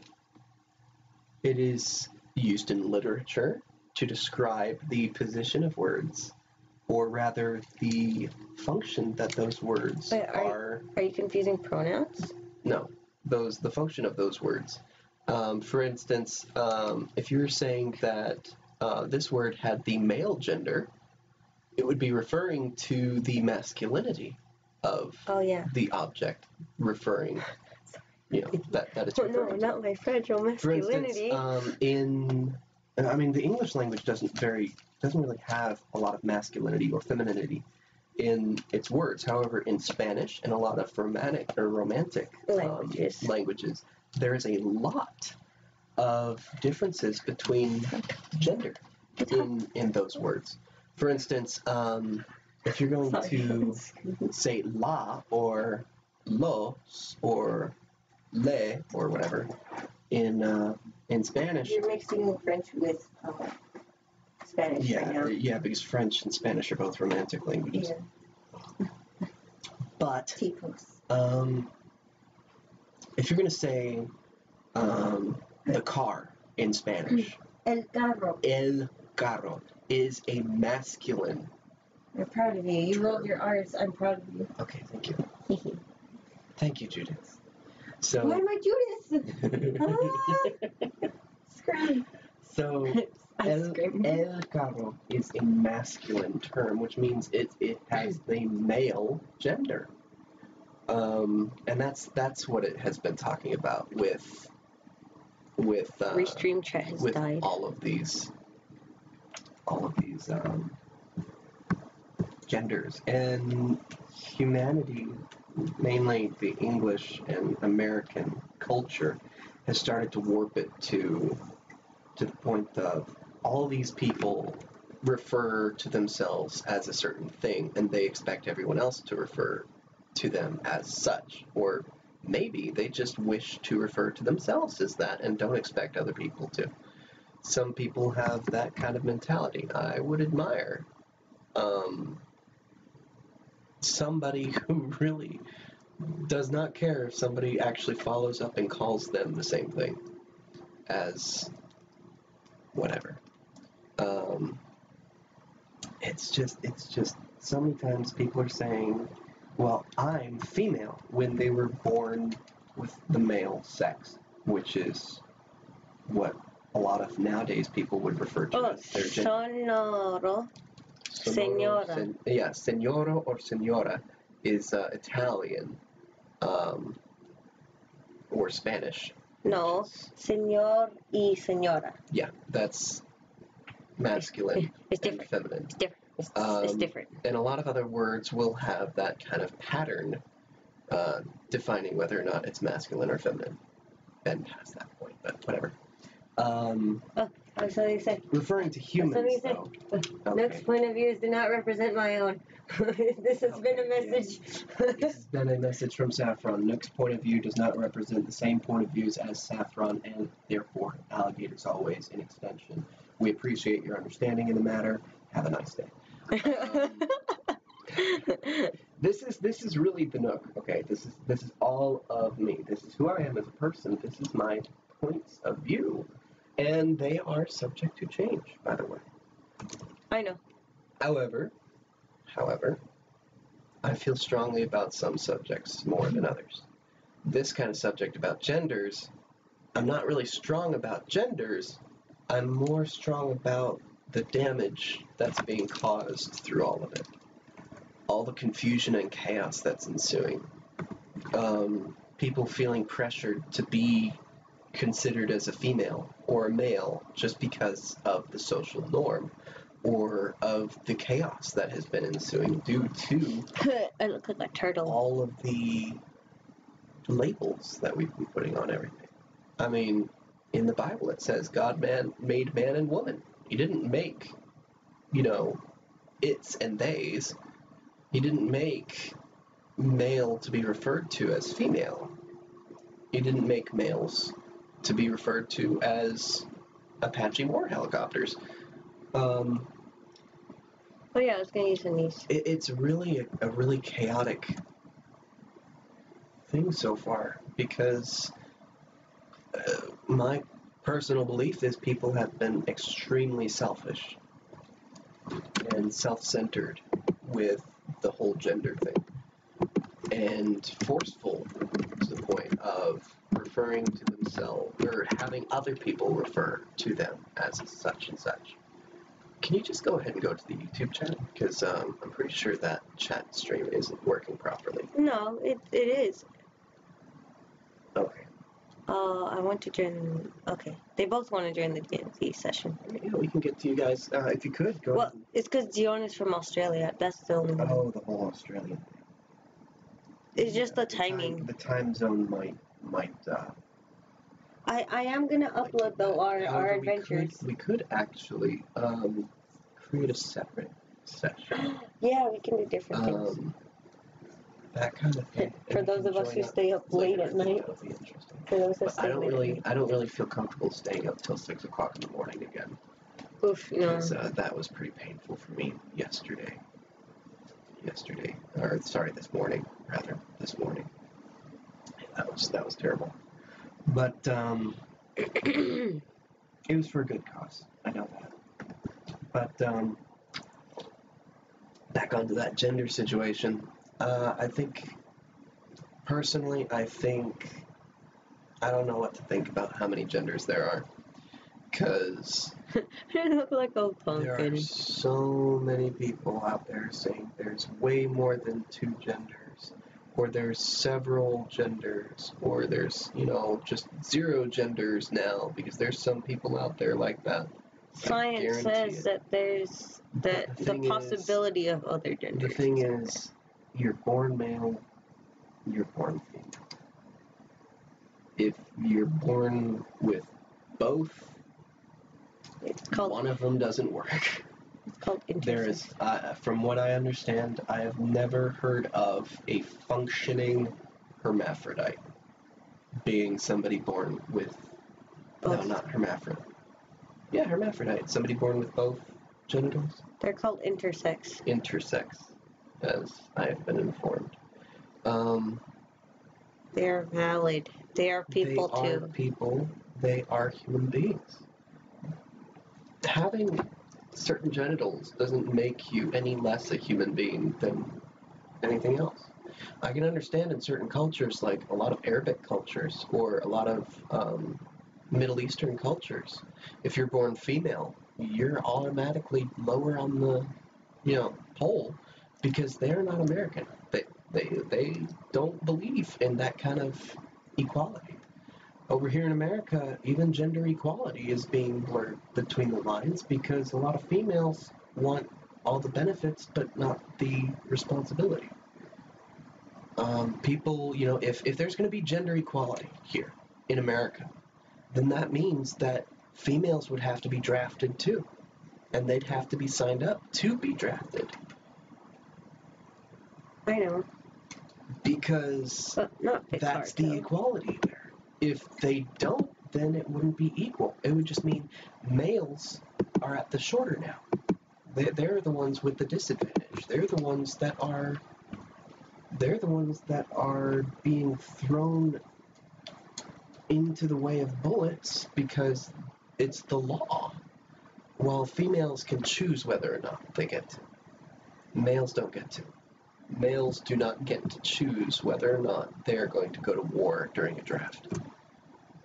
It's the sad thing, but it's the truth. It's what happens in America sometimes. World War II, it was a brutal, brutal thing. And then the subject comes up all of a sudden where females want this equality. Females want to be treated like males in the military. They want to be treated as equals. Well, if you're going to be treated as equals, then all the rest of the females in the United States of America have to be treated as equals as well, which means they got to get drafted too. They got to get signed up to be drafted. They got to do this other stuff, and I can understand some people disagreeing with me. I personally do not think that females should be drafted for military. But if you want equal rights, my cousin's in the Navy, and I'm proud of her. And, but I don't think she would. No, wrong with the female being in the military. I don't. My mama was in the military. 4 years. My daddy was 25. My grandpa, on both sides of my family, on my mom's side and my dad's side, was military. My older brothers were in the military, and now my my next youngest brother is in the military. He's having a hard time, God. But that's my take on gender. It's a very sad subject for me, mainly because of all the chaos and all the selfishness and all just the hurt that's been going around because of it. And I'm not going to pick sides or anything like that, because I am my own side. I have my own viewpoints. I have my own passions that I would follow, but I am definitely not going to get to the point, I would never get to the point where I would put someone else down for my own well-being. It might sound like I am joining a side here or there, but I really don't. I'm not really. I'm just sticking to my beliefs, my religious beliefs, and exercising my American freedom. Just like everyone else who's wanting to start riots about gender equality and how many genders there are and stuff like that. But that's, I think that would be enough for that subject. Any other comments? What question is it? She's just saying that she's active on Tuesdays and Fridays. Oh wait, you were explaining about Friday mornings. Is that mornings over in Australia? No. Moon is in America. I think she's somewhere down south with us. So it'll probably be Eastern Standard Time. Basically, we're working on time zones with DFD. We've got some people. We've got us in the Eastern Standard. We've got some people an hour behind, and then we've got people in Mountain Standard or Mountain Time, which is 2 hours behind.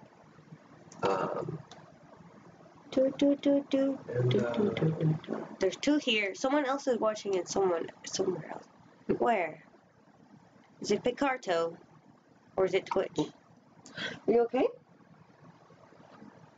I had more teeth than I expected. I was say, don't choke, please. I'll be sad. Can I spot some all over my phone? Sure. I think there's one on Twitch. That's cool. We thank you, though, for still tuning in and listening to us, right? Yeah. That's kind of what the Nook Thursdays is about. Just kind of getting you guys to know the Nook, which is me. Getting to know No. And just having a good time.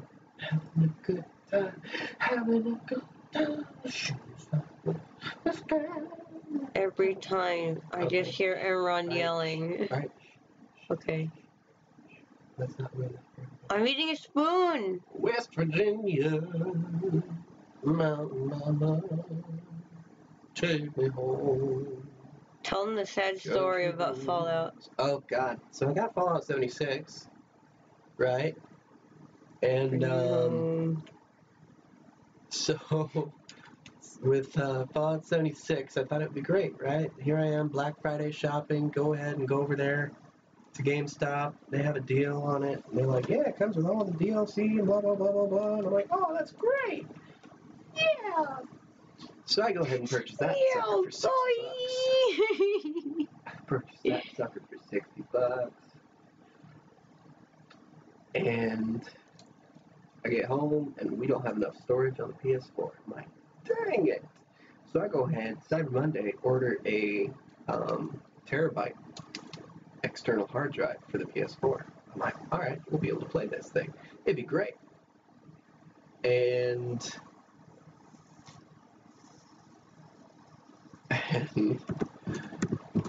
I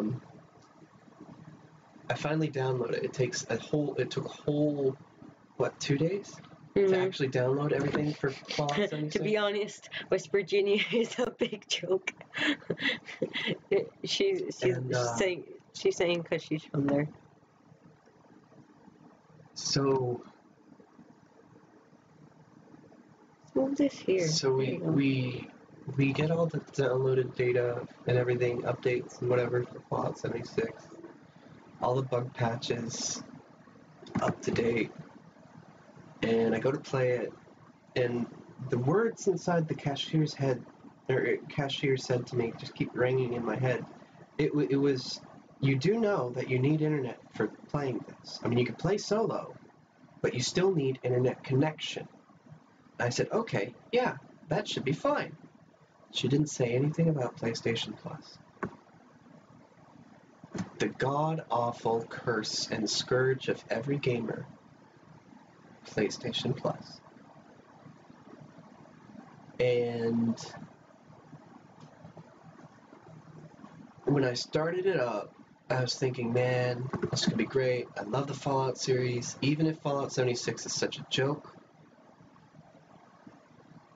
I would still love to play this sucker. And it brought me to the PlayStation Network, or PlayStation Plus purchase screen. I exited out, it said an error had occurred, and it brought me back to the main screen. I did it again, and it went right back to the PlayStation Plus purchase screen. I exited out of that. I thought maybe I double pressed it or something, and then I didn't. It will not let me play unless I have PlayStation Plus, and I'm extremely sad. Like, I think that it hit even harder when I was playing Monster Hunter World, and I realized I cannot get any DLC, even aesthetic-wise. I cannot get any DLC unless I have PlayStation Plus, and I was just torn at that part too. I was like, why do I have to? I really like Monster Hunter. If I can get into it, I'd be playing Monster Hunter more than Warframe right now. But Warframe is the only thing so far that you don't really need PlayStation Plus for, besides the super laggy Fortnite. And I still have Fallout 4. I'm actually working on other settlements and getting a bunch of settlers to station there and grind and yada yada, because I had a ton of stuff. Spectacle Island on Fallout 4 was probably my main base of operations. I'd gotten all the DLCs, Nuka World, Wasteland Workshop, Automaton, all this other stuff. I had everything. So would you call yourself a Fallout fan? I would not call myself a Fallout fan, no. Especially after this? No, especially after that. I think it was a very, very bad decision on Bethesda's part to just fall in to the PlayStation Plus bandwagon. It was, if you're going to play online, make it free. Game makers, yeah, let's make it you can only play our game with internet. Kids nowadays have access to that. There is going to be no complications. Yeah, that's the suckish thing. Suckish thing. But Fallout 4 was great. Still is. I absolutely love the spray and pray. Reality, and the big yeah. boy. And I guess it's just God saying, nope, I'm going to save you from all the tragedy that is Fallout 76. But the whole main reason that I got 76 was to play it with my bro, which is stationed over there at Fort Bliss, over there in Texas. And take her home, the control. Okay. To the place. I'm eating a spoon. You're kind of late with the whole country road song. Guys, I'm gonna make Saphron. She's gonna make Saphron into a suit. A real suit. It's gonna be cool. It's gonna be hot. I'm gonna die. Yeah, it was definitely a bad move. I mean, I can understand making everything on the internet. Fine. You know what? You gotta play Warframe with internet access. That's a good game. Warframe is a good game so far. Sure, you gotta grind and really catch up with the whole leveling up system and all this other stuff. But you can get into that complicated stuff. I mean, I like Yu-Gi-Oh. Yu-Gi-Oh's pretty complicated. Magic the Gathering. I'm pretty good at Magic the Gathering. It's not as complicated in my opinion than Yu-Gi-Oh, but still. The Creation Club is a bit meh in my opinion. I don't actually use anything from the Creation Club. The Fallout 4 mods and stuff like that, I just didn't. I just never really enjoyed many mods actually. Even with Minecraft, I'm really big with Minecraft too. I really like Minecraft, and there's this actual server on Minecraft, really cool one, Winecraft. It's a great RPG server, and I enjoy all that they have going on there, even though it has mods. But I was never really big in using mods myself. All I hear is it's Korean.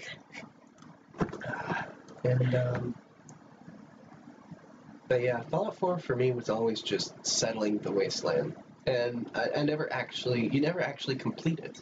You can make every settlement as secure as possible, and another settlement will still need your help. And yes, they are making, and she is going to make Saphron into a full-on suit. Let me see if I can turn on camera.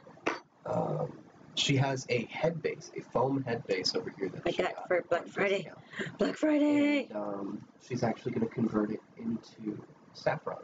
And I don't know if it's actually, I think maybe a little stuffing here and there would actually help. I was thinking of doing a plush suit, but I don't know. A plush suit? It's like a stuffed animal, but I will die. I kind of wanted to do a suit where it kind of conforms to you a little bit more.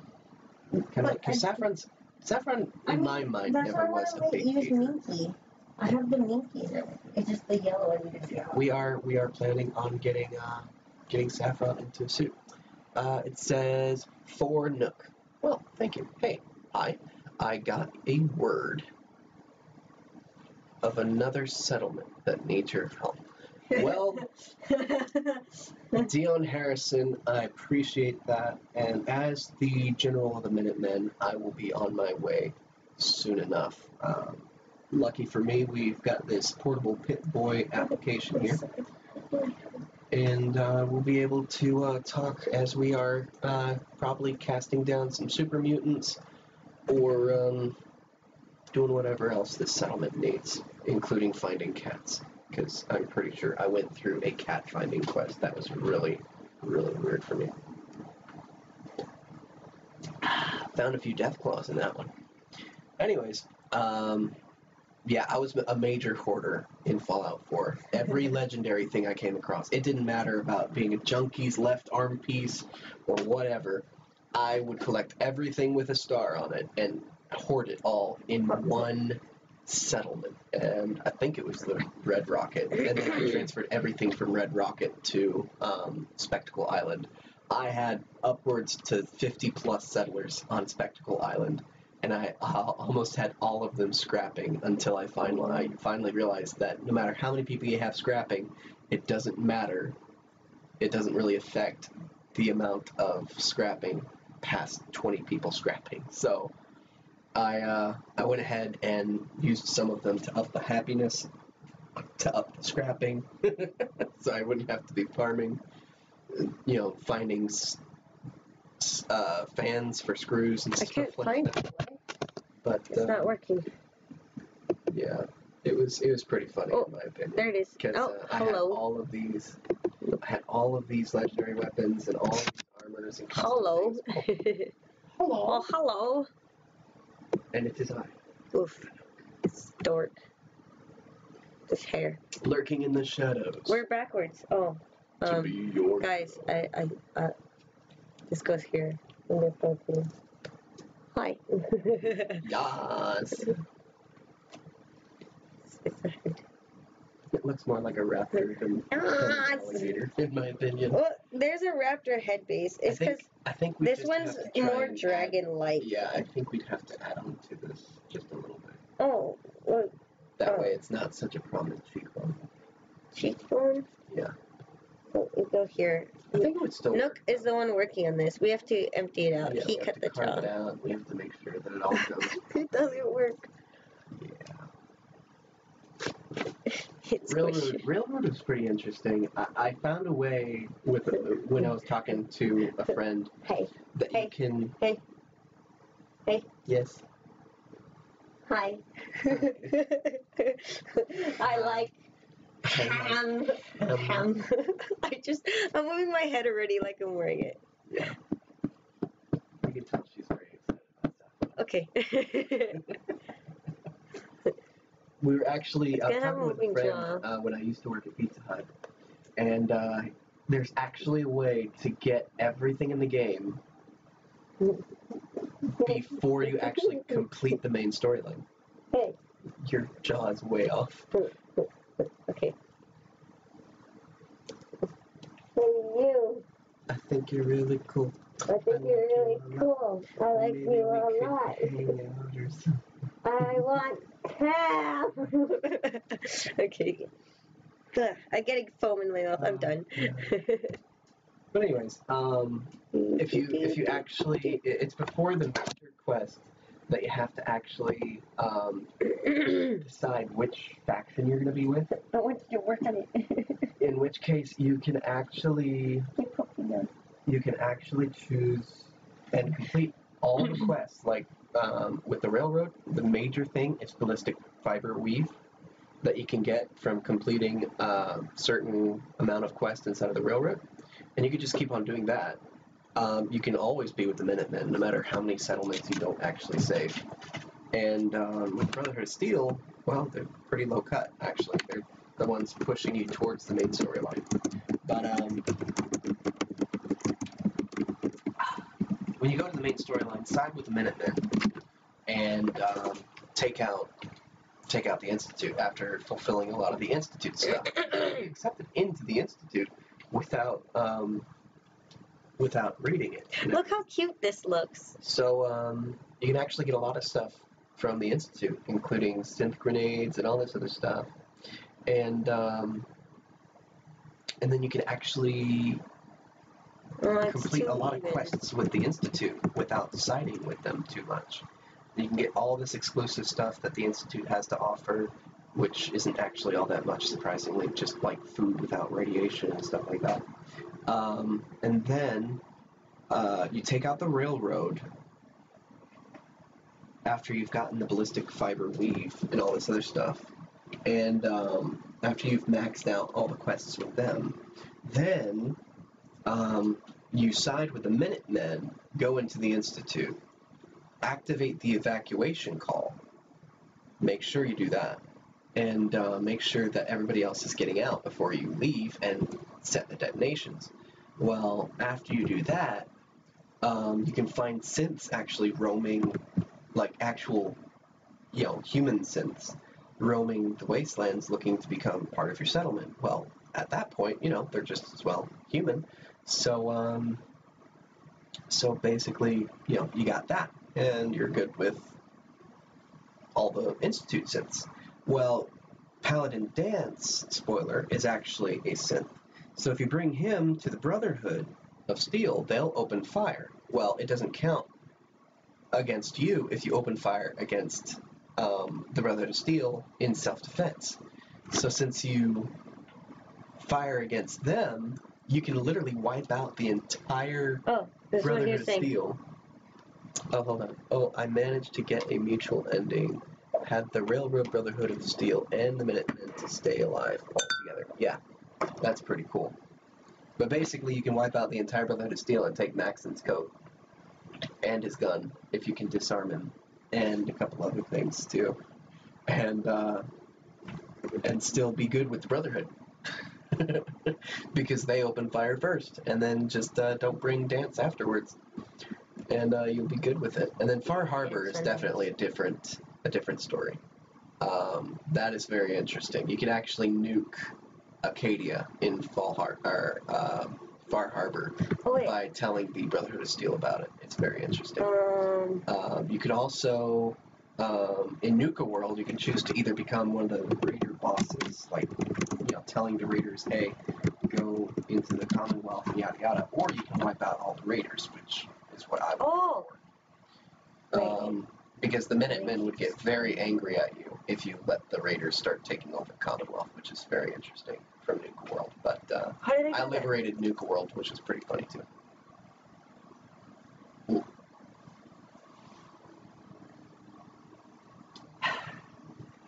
Oh, that's cool. Look. What? I can see what the layer is. Oh, that's cool. It's a preview. I like it. In case I forget what it is.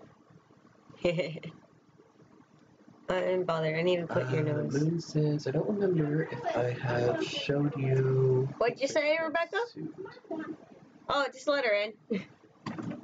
She's throwing herself against the door again. What is it, Smudge? Smudge. I don't know what she wants, though. She wants to be comforted. Smudge. So, any other questions? There she is. You got hot now. I turned that one off.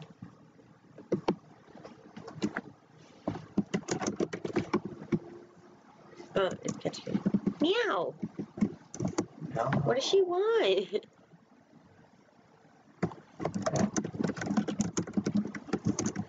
If you were to gain foresight, would that mean you had 2 extra pair of eyes? Foresight? 4 eyes. Oh, you mean 4 eyes? Foresight. Yeah. What? It's not how it works. Explain the question. I don't understand. It's weird. Foresight? Can If you were to gain requires foresight, would it mean extra that you would eyes. have extra eyeballs? No, it would not. It simply means that you'd be able to see how things occur. On a general Question number 1, the only important question in the world. Why do we bake cookies and cook bacon? basis. Why do we make cookies and bacon? Because that's the way God designed things. That is the appropriate answer. However, in other languages, the Bye, answer Kat. differs. Bye, Rebecca.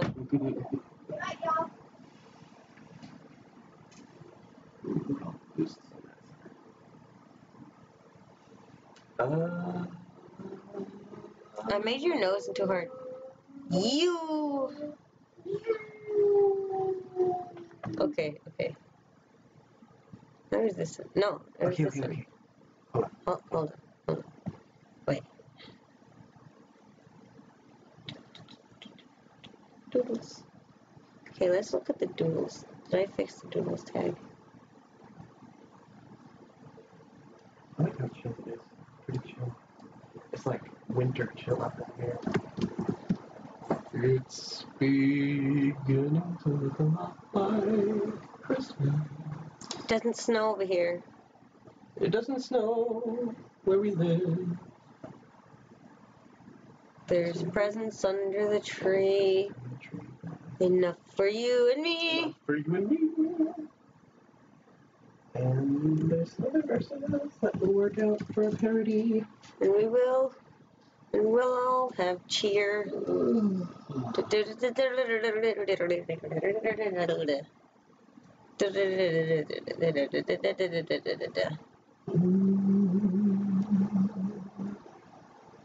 At last.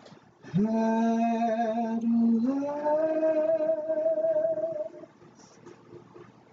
All the weird days are gone.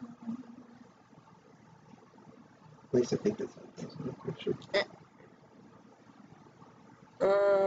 I'm gonna get rid of the sketchies. No, that sounds right. All my weary days are gone. It sounds like you did it right. Baby. Why do you like to do that? I just like that one part of the song. It's just the way he says Well, it. sing the song then. Baby. Are you talking about the dude from Austin Powers? No, it sounds like the dude from Austin Powers, yeah. I kind of like it. It's just funny. Baby. Sing the song. I don't know the song. I don't even know the song. I got just it. know that one part. Hey, Nook. He's got a joke for you. Someone's got a joke for the Nook. I got a joke for you. Brotherhood of Steel are not racist. Oh, God. Heck yeah, they are. Oh, they are sentientists. Sentientist? Right. I guess you're right. Oh, no. Well, that is not white. Excuse. There you go.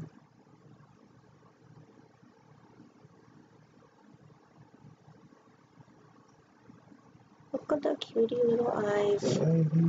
Why is Anise so cute? I hate her. Judy. Radio remind me of my home far away. We're going to try to get the country going. Mike, okay. What do you think of the new Shrek? Which new Shrek? There's going to be a new Shrek. Which new Shrek? They're making a new one. This is just me asking you. I have no clue. I think they're really milking it too far. I know. But they were making another one because the meme. I think it's just going way too far. Way too far. I don't like that pink. In my mind, all I can hear is Willy Wonka going, "You lose! It's done! Good day, sir!" That's all that's going through my mind when I hear, Toy Story 5 or 4 or whatever. It's just, Shrek, whatever. It's just milking old school stuff. And I can understand Disney wanting to remake Lion King as a CGI, not a live action, because there are no lions that are actually real in that movie. It's all CGI, for crying out loud. And, I just don't. What? How do I give her blush? Scrim. Judy, how doing this? I don't know. You know doing this. No, they are against creationists. Tun tun. They're against creationists. I think I'm actually a creationist, I'm not sure. All those people are like, oh, well, you gotta be a creationist if you believe in this, this, this, and this, this. I'm like, well, what if I don't agree with that one thing? Well, then you're this. I'm like, what? How does that work? I guess that's a blush enough. I don't know. Just do a little. There's so much blush, JD. So much blush. Denise looks nice. I hate her. Eat your heart out. What? Question mark? Oh, it's the wrong color. What do you mean by eat your heart out, you? Baby queen. Kachiga. What? Kachiga, the way he goes. No, not Kachinga. He goes Kachiga, and it's like the most stupidest thing ever. Kachiga. Yeah, he goes Kachiga, Kachiga. Have you not seen Cars? I have, but I didn't hear him say Kachiga. He goes Kachiga. Wow. I would show you, but no thanks. I thought it was Kachinga. No, it's Kachiga because it's a car.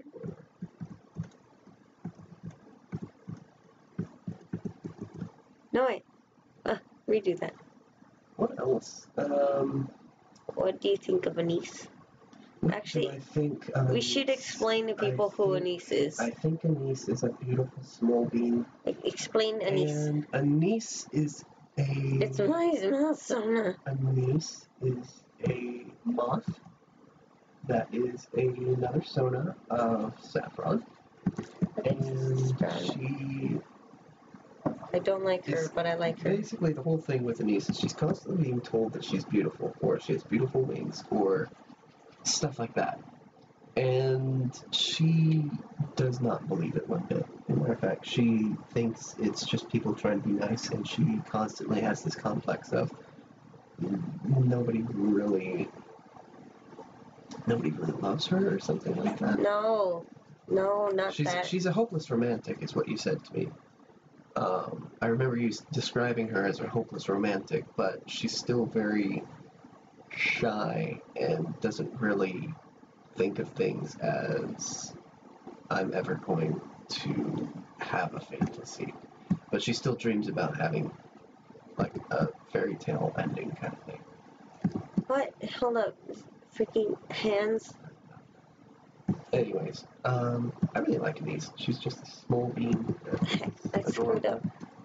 And the Nook, of course, is automatically a friend of every other Sona that Saphron comes up with, because that's just how I do.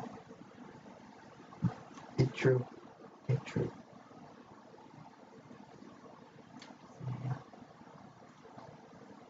No, Anise is me when I was small. Oh, Full of Anise was the younger dreams. Saphron. That's what. Full of dreams. Full of dreams. She was a drummer. The biggest drummer. The biggest drummer. The bestest drummer. And But I didn't like being called beautiful she didn't still. like being called beautiful. She still doesn't really like I being had called beautiful. long hair. I had very long hair. I usually like to torment her and call her beautiful. Scree. Scree. She says scree. No, don't say things that are not bueno. Yeah, let's not say bad things. No. Cool.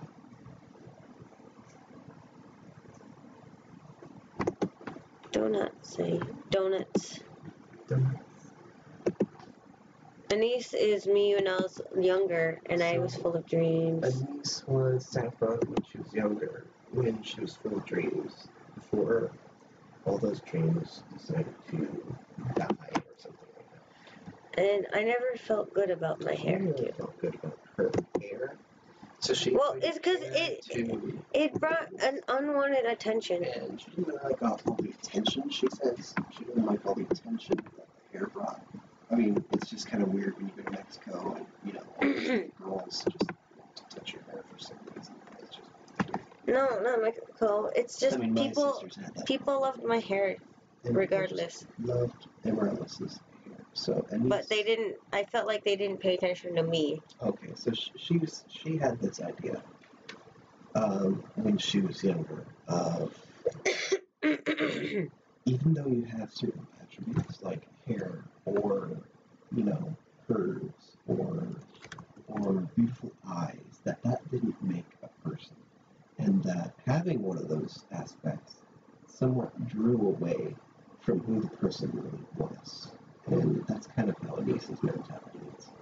So Anise doesn't usually like to think of herself as beautiful, or rather believe that people call her beautiful.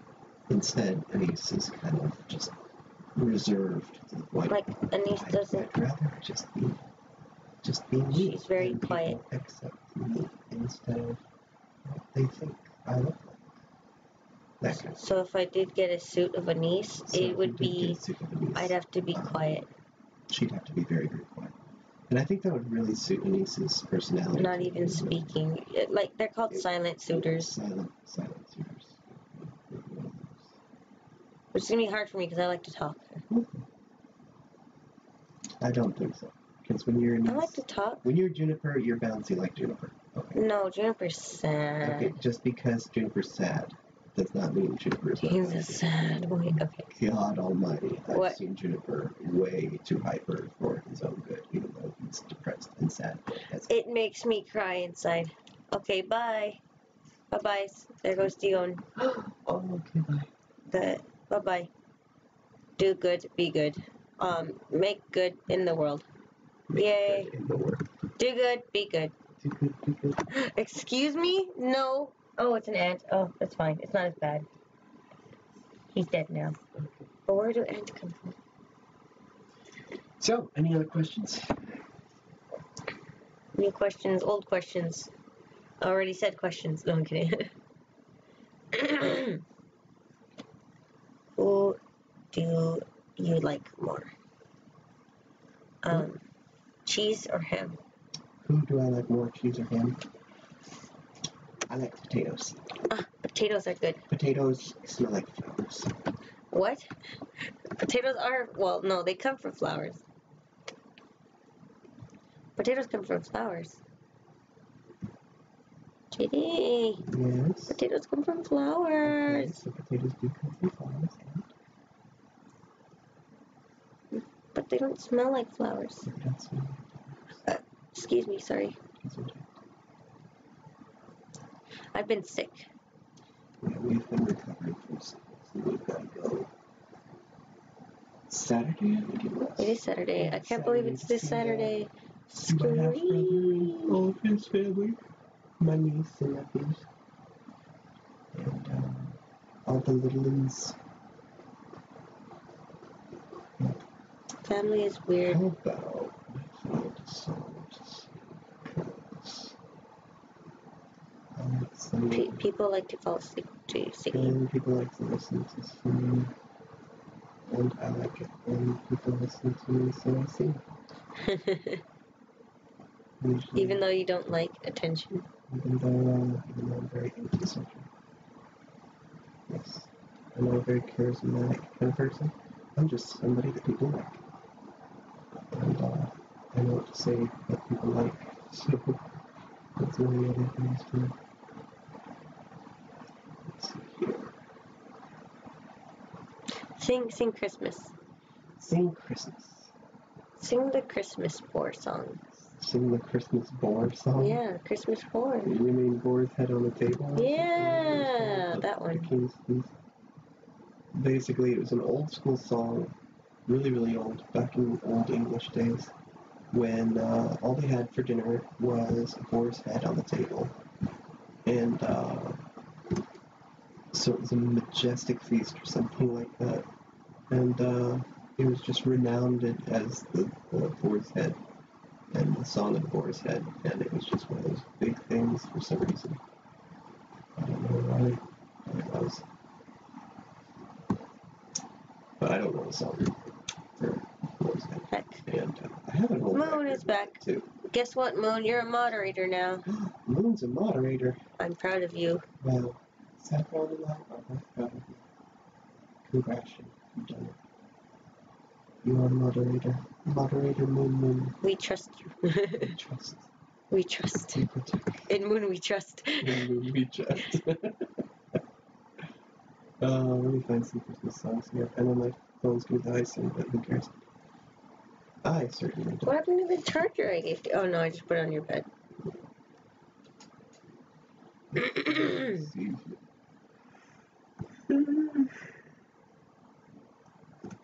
Ouch. Christmas. It's beginning to look a lot like Christmas. Everywhere you go. I forgot. So much power. No, don't go abusing it. Yeah, you abuse your power, you get shot down. Sorry. No, not shot down. You get go. shot down so hard. No, it's just gone. Oh, the power goes away? Yeah, I'll take it away. And it runs away. Yes.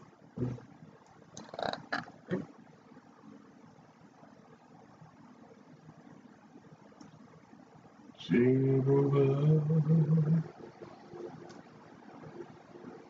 jingle bell, it's Christmas time, it's Eve. Hear the rain. Jingling. Hear the rain. Soon it will be Christmas Day.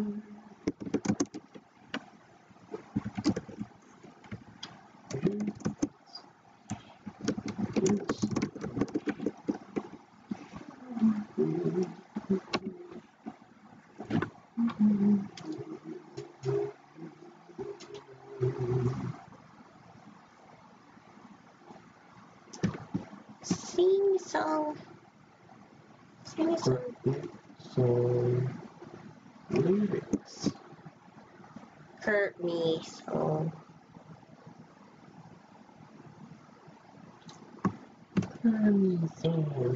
No Kermit the Frog. Is it trying to say all over Christmas is not too funky?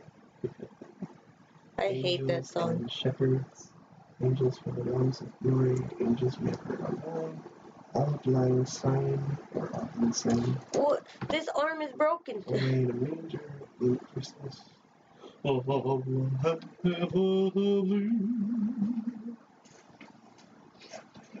Sing it.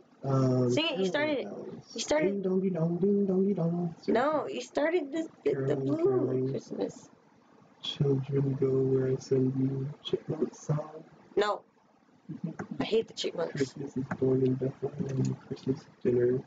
Christmas for cowboys. What? Christmas in Killarney. Christmas song. Christmas without you. Coventry Carol.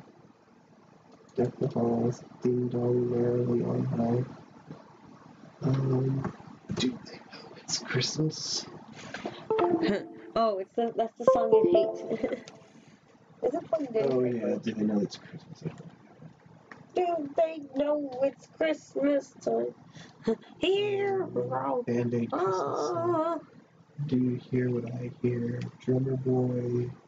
Feliz Navidad. Do do do do do.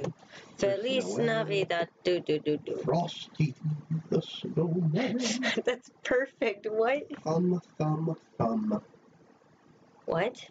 That is, yeah, when Patrick spelled thumb is chum, and chum is thumb, apparently thumb is a word. Gentle Mary laid her child. Who's Gloucestershire wassail. What? Oh, wow. Go tell it on mountain, God rest you very gentlemen, good Christian men rejoice. Good King Wenceslas.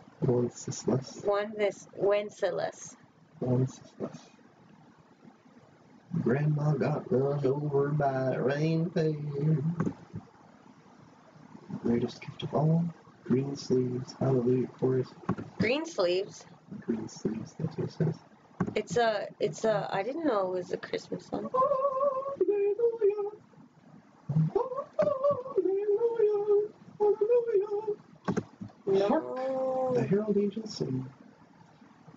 Have yourself a merry little Christmas. I'm Here upset. comes Santa Claus, here comes Santa Claus, here comes Santa Claus. Just say stop when you guys want to hear a song. Well, you'll have to wait, sing the song too, because the strings behind it. Oh, heck. Here we come, wassailing along the streets serene. I'll look at Discord later. Holly and the ivy. The holly and the ivy. I'm going to leave the Discord. Have a holly jolly Christmas. And in case you didn't hear. Oh, someone joined. Home for the holidays. Luna. Hello, Luna the Molosaur. I heard the bells on Christmas Day. I'll be home for Christmas. In excelsis Gloria, I saw three ships. I saw Mama kiss I hate that one. the clouds. There came upon midnight clear. It's beginning to look a lot like Christmas. Toys. It's the most wonderful time. Why don't you just stay with one? I want a hippopotamus for Christmas. No, I'm upset. Only a hippopotamus will do. Oh, look at the head base. Head base. It needs to be smooth. Looks like a belly coyote. It needs to be smooth. No, it's gonna be moon. Okay. It's moons. Jingle bell rock. Can you sing Blue Christmas? Have a blue Christmas without you. Bum, bum, bum, bum. I'll be so blue. Just thinking about you. Bum, bum, bum. Decorations of red on a green Christmas tree won't mean a thing. You're not here with me. I'll have a blue Christmas. That's certain. Bum, bum, bum, bum. And when that blue heartache start turning, you'll be doing alright with your Christmas of light. But I'll have a blue Christmas. Mom said her favorite songs are All I Want for Christmas Is You and Last Christmas. All I want for Christmas is you. And all I want for Christmas is you. Oh, baby. all I want for Christmas is you. Upbeat music starts. I don't want a lot for Christmas. I don't want a lot for Christmas. There's just one thing I'm asking for.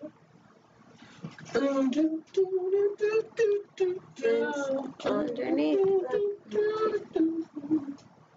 I just want you for my own. Last Christmas. Last Christmas. Wham. It's You by like the Taylor Swift version or not? No. No. On that. Please, I just need to draw. This one. I'm getting used to pen pressure again. I haven't had my art tablet in a long time.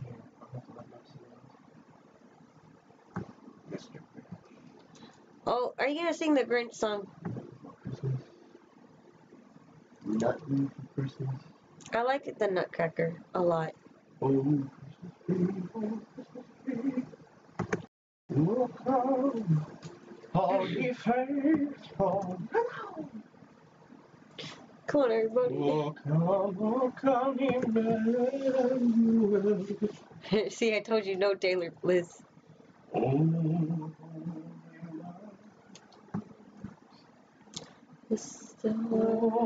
little town of Bethlehem. Why don't you keep singing? It's triggering me so much. Had a pen, pine cones and holly berries, a rock and a crack, a Christmas tree. Santa baby, Heck, hate. Santa Claus is coming to town. Silent night, silver barrel. Sleep well, little children, sleigh ride. Susie Snowflake. I've never heard that one. What? This is the time of year again. 12 days of Christmas. Up on housetop. Why did it go The down? wassail song. The Three Kings of Orient are we Three Kings of Orient are.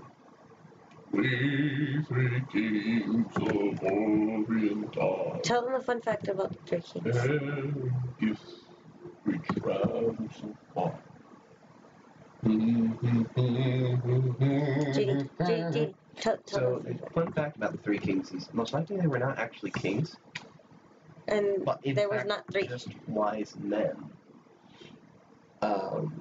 They came along because they were men of astute knowledge and wisdom. And that knowledge and wisdom actually got them quite a few riches, in which case they were actually able to buy the frankincense, myrrh, and gold that they gave to Jesus, which Baby according Jesus. to the story, wasn't actually a baby, but Toddler around Jesus. 2 years old, inside of his own house, not the stable or manger. There's actually a 2 years difference along with that, which is kind of interesting. But when he was 2 years old, actually, he had to move over into Egypt due to Herod making a decree. Horrible Herod. Horrid Herod, making a decree that all the male children of approximately 2 years of age had to be put to death. That was 2 to 3. So this major genocide that happened, and yeah, it was pretty bad. And Jesus escaped due to Joseph having a dream saying, get your stuff, head out to Egypt now. And so he's like, well, I had a dream saying that, Mary was pregnant, so yeah, let's get out of here. And they did, and Jesus was able to survive that massive genocide. And, yeah, it wasn't a pretty thing, but he moved back to This arm Nazareth is broken. after. This arm is broken. So fix it. Fix the arm. Ah, okay. This is the cool fact about the three kings, because they were not actually kings. They were three wise men. Well, it doesn't even say it was Not 3. necessarily from the Orient either. It doesn't say it was 3 also. Yeah, it just said that. It just said the wise men. It didn't even say 3 wise men. It just said the 3 gifts that the wise men gave him. So yeah, it's pretty interesting. I mean, for all we know, they could have done a pool all together. Like, hey, let's save up and buy good enough.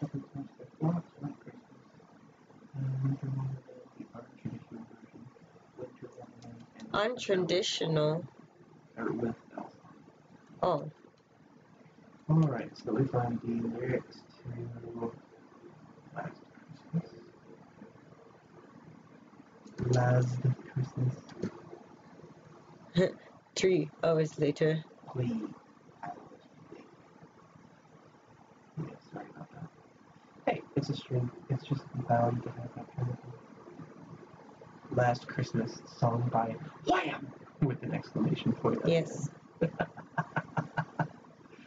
Last Christmas, I gave you my heart, but the very next day, you gave it away.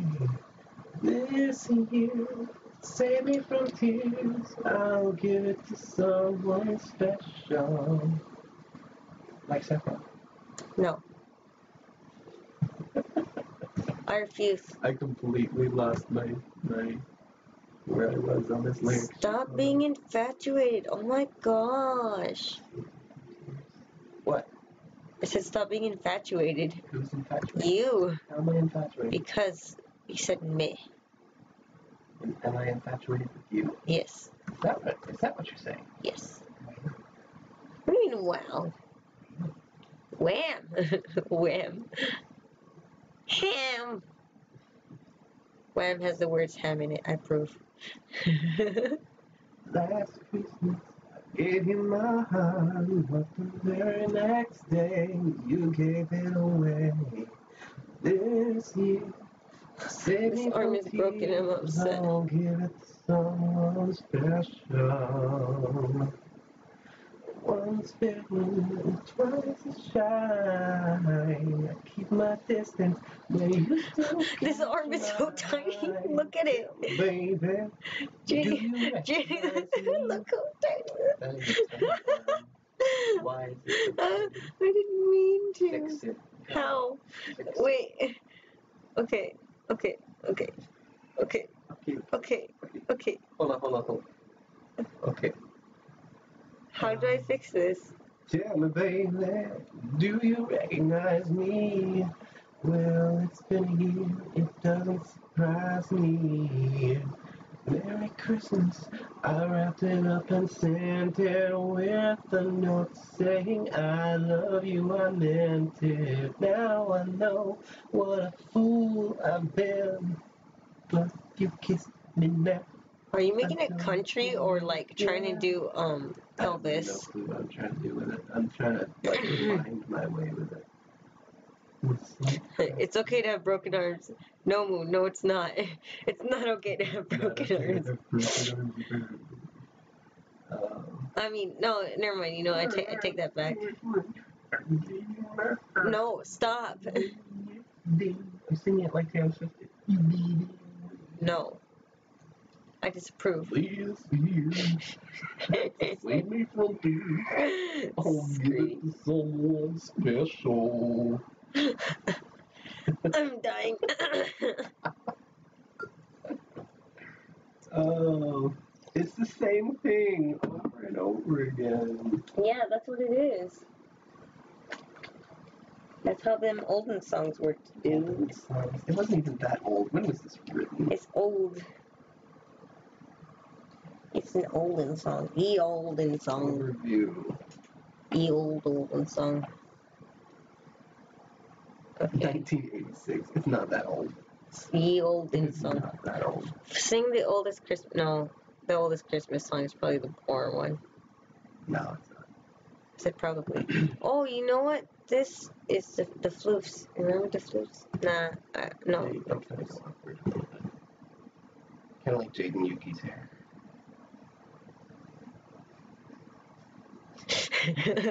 Not Yuki's hair, Jade and Yuki. I don't remember. I just thought Yu-Gi-Oh. What are these songs?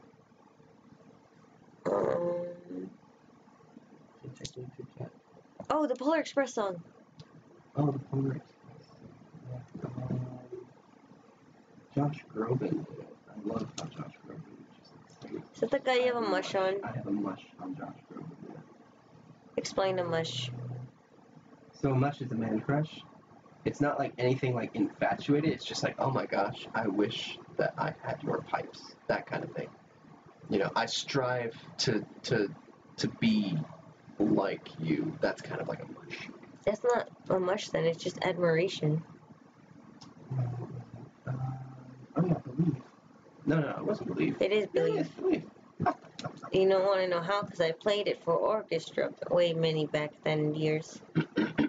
Way back many years. Way then many back years. Hold on, let me get a peppermint stick for this. Hot, we got it. Hot, hey, we got it. Hot, hey, we got it. And then when you realize that the conductor was made to look a little bit like Twin Peaks, and you're like, I love the Polar Express.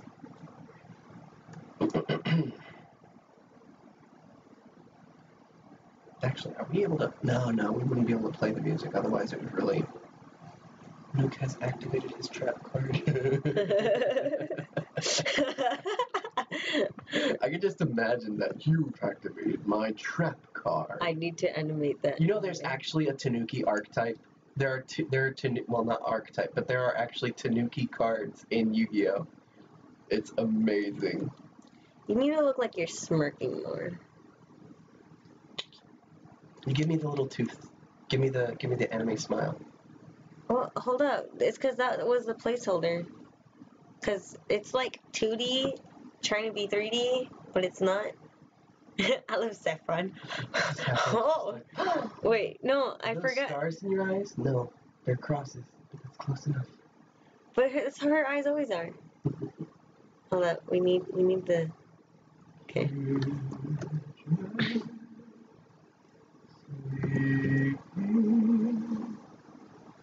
Slow and softly falling,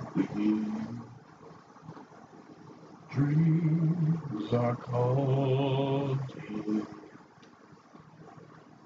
like bells in the distance.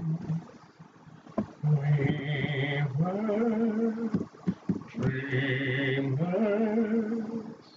not so long ago. All the anime symbols. One by one, we all had to grow up. When it seems the magic slipped away, we find it all again on Christmas Day. Believe in what your heart is saying. Hear the melody that's playing. There's no time to waste. There's so much to celebrate. Believe in what you feel inside and give your dreams the wings to fly. You have everything you need if you just believe. No, stop, mouse. Bad. That's why I don't like the track.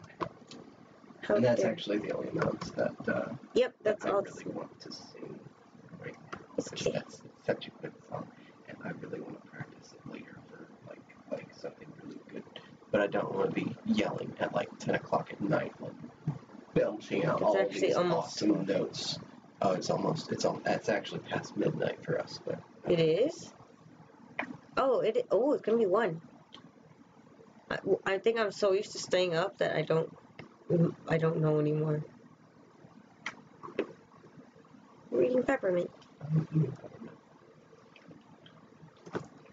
Do you want a peppermint? I have not heard that song actually. Do you want a peppermint? No, yes, I want the peppermint. Surgery on Kiwi ASMR. Why is everyone doing a surgery? They did surgery on a grape. Oh my god, we haven't heard about They did surgery on a grape. That was hard. No, it's bad. man. Dun, dun, dun.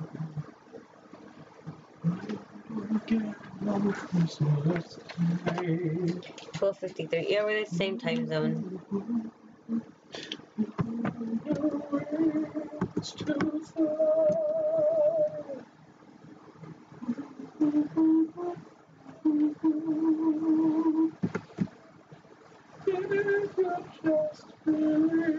Like I said, wings to fly, and then literally a moth right here, just like, oh, hello, I was here all along.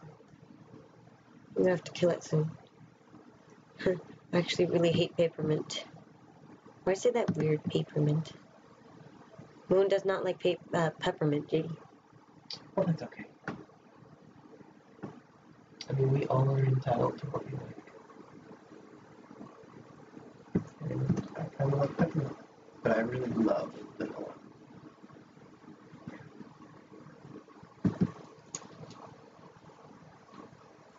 Heck.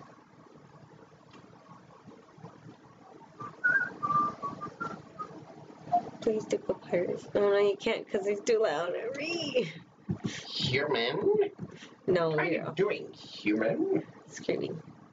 It's off. Hey, bud. What are you doing? Hey, boyo. Hey, kiddo. I hate you. I'm Sans. She starts fangirling. No, I was laughing because I did soda and ice. No, because I did the also. That's why you didn't hear. Moon. Have him do have him say meanie stuff. Not kidding. Hey, buddy, old friend, old pal, old home slice, bed slice, chum, amigo, compadre. If you take one more diddly darn step, I'm gonna have to diddly darn snap your neck. Man. I really like it. Oh, please do your impression of the bestest fluffy boy. Please do your Ralsei. My impression of Ralsei. I love Ralsei. Okay, for some reason, people make Ralsei sound like this really little kid. Hello, Atlas. And I don't know why. But,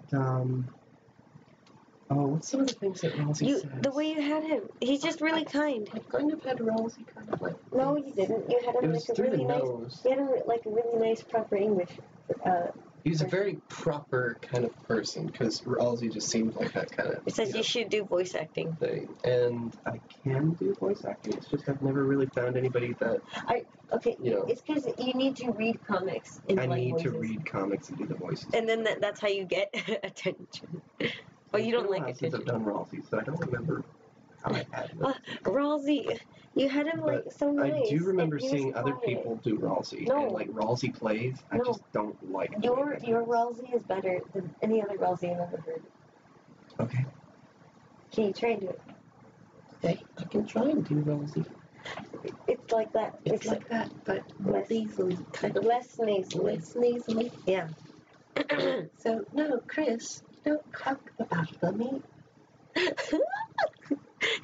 You're very close to how you first did it. It was great. Yeah. I adore it so much. And then you go and hug Ralsei and stop.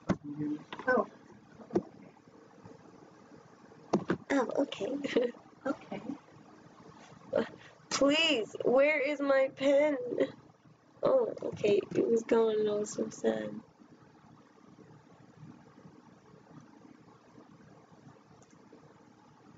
Ha, I got it.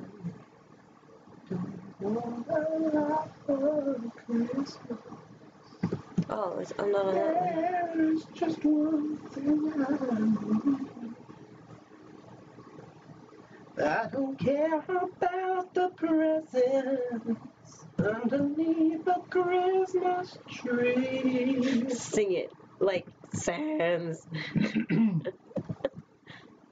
Oh gosh, what is this? Sing it like Sans.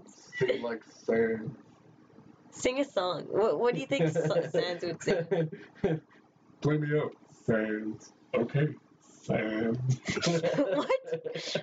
When the multiverse gets T-Mobile. Oh my goodness. Wah, wah, wah, wah, wah, wah, wah. Okay. I've been really trying to hold back this feeling for so long. Yeah. I'm angry at you, but I'm not. It's like something you would be singing tutorial. No, stop. I do not ship. I'm so triggered. Yeah, I befriended your mom last night, kid. Get You know out. what I mean? Get out. Stop. No. I imagine Rosie being soft-spoken, but also very proper in how he speaks. Yeah. Yeah. Because he does. If you look at the way Rosie behaves, his mannerisms are like that. But so you got to go a little bit higher. And so you got to have it like this very proper kind of thing that he says. And he has this kind of, when you think proper, oh, those are awesome eyebrows. Yes. Just like that. Those eyebrows. I'm so proud of myself. I am proud of you. Flip. Okay. That's like a fork. That's not even a forked tongue. That's like a spear tongue. Hey, Square wants to know if you like frogs. If I like frogs. Is Square watching? I do like frogs. As a matter of fact, I Frogs actually like turtles as well, yeah. I don't really like frogs in the sense of like Sona kind of things. No, I'm messing around. But wait, it's a one. I think my favorite frog was a poison dart frog that was blue and black. It was amazing looking. I loved it. But I actually do have a turtle necklace. It's made of either moonstone or opal. I'm pretty sure it's opal, but it might just be moonstone. And so I actually got it from a Navajo lady over in Four Corners, USA. And I bought it for $10. It was the only time I actually had cash in my wallet. And I was like, shut up and take my money. And so yeah, she supposedly handcrafted it herself. And I really like it. I wear it nearly nonstop. The only time I take it off is in the shower. I don't take off the necklace. So yeah, frogs and turtles, I'm okay with you. What were you saying? Oh, Rosie. Yeah, Rosie's very soft-spoken, but still wants to do his best, so we kind of like, interject a little Wait, bit. no, you had it right there, and then now it's gone. I'm sad. What do you mean? It's too high. Kind of. I don't know about the high-pitched kind of thing, because he still is young. No, I said you have it too high. Oh, okay. So I have it too high. Mm-hmm. So it's a little bit like this instead. A little. Oh gosh. A lot less higher. So He's more quiet. He's a little bit more quiet and self-reserved. Unless you... Oh, Chris, you dropped the manual. There it is. That kind of thing. Yes. Why don't you continue? I'm triggered. I actually got to hold Snake. Over in, I can't kill the moth. Yeah, I like snakes too. I like the way they feel. Just I was able to hold this snake over in Mexico, and it just writhed through my fingers and around my arm. I was like, this is so cool. I absolutely loved the feeling of holding a snake. Yeah. You had to choose between frogs or turtles. Which one would you like more? I would have to like turtles more.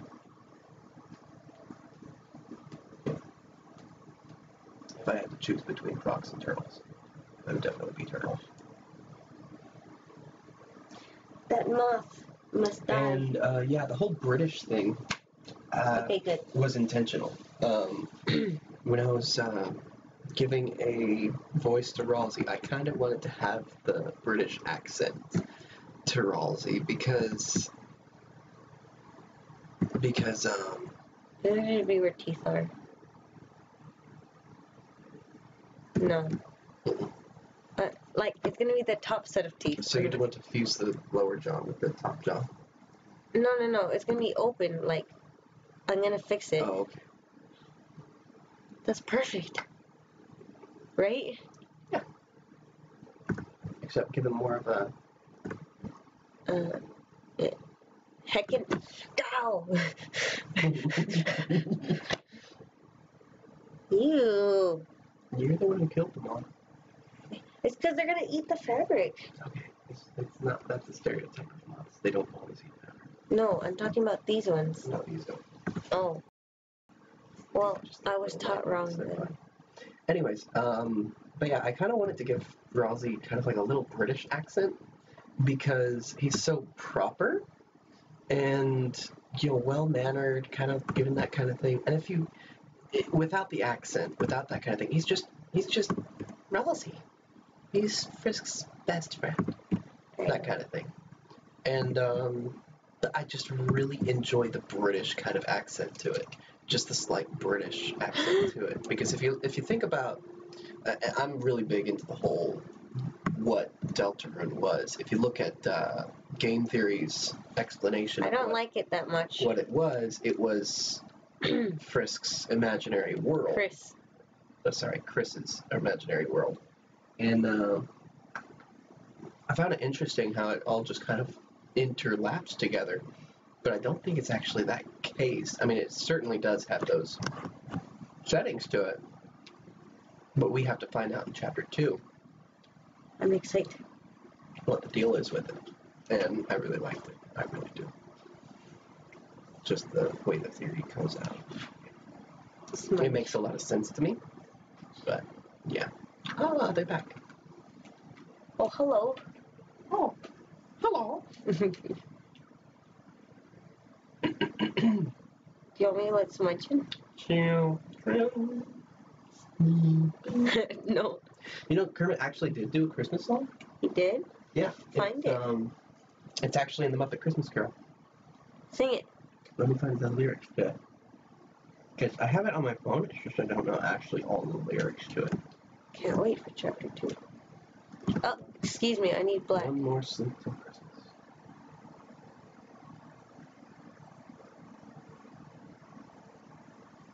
There it is. There we go.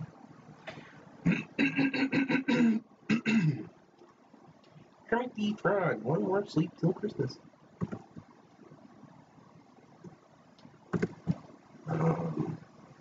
Here we go. No. How? So it starts out with kind of like a little bit of a...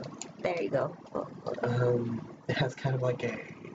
the sharper tooth would be further back, actually. Slightly further. But it's like E. Are you sure? I made an update for the type of words. Oh, Okay, it's their character. There's magic in the air this evening, magic in the air. Let me let the cat in. She's throwing herself in. You know, people want to care. The promise of excitement, one the light will keep. After all, there's only one more sleep till Christmas. That's weird. The world has got a smile today, the world has got a glow. There's no such thing as strangers when a stranger says hello.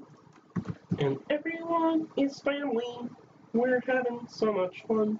After all, there's only one more sleep till Christmas. Is that the one where they forget about him? It's a season to be jolly and joyous. With a burst of pleasure, we feel it arise. It's a season when the saints can employ us To spread the news about peace and to keep love alive. Merry Christmas. So long. Because he's talking to other people passing by. Yeah.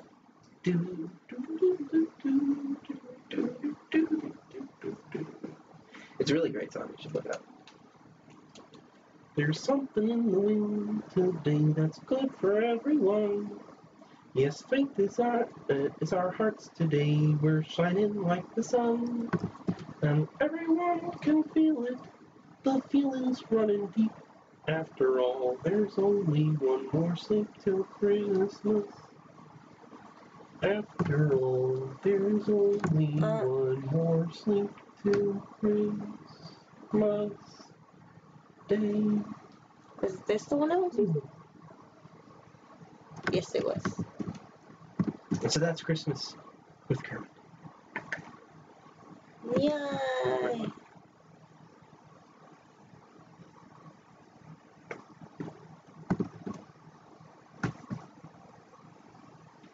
Barack Obama, he's to sleep today. It's stuck in my head.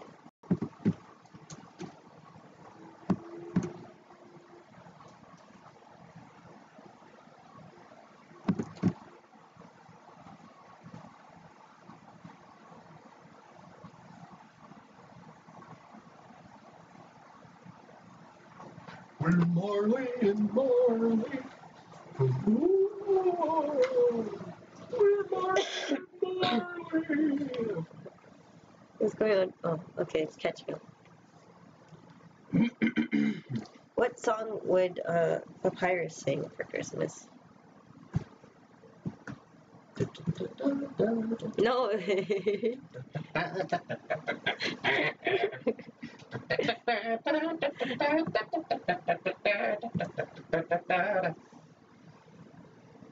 You're awesome.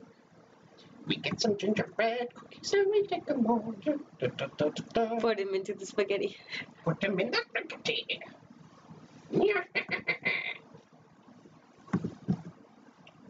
My dad forgot that he had to pick me up after Yesterday work. my dad forgot that he had to pick me up after work. I waited for 4 hours. Oh no. I've been there, done that, I'll tell you what.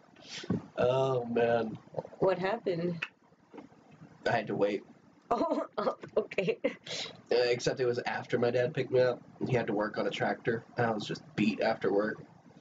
I had to fall asleep in the car. But it's very hard to fall asleep in the front seat of an old Suburban.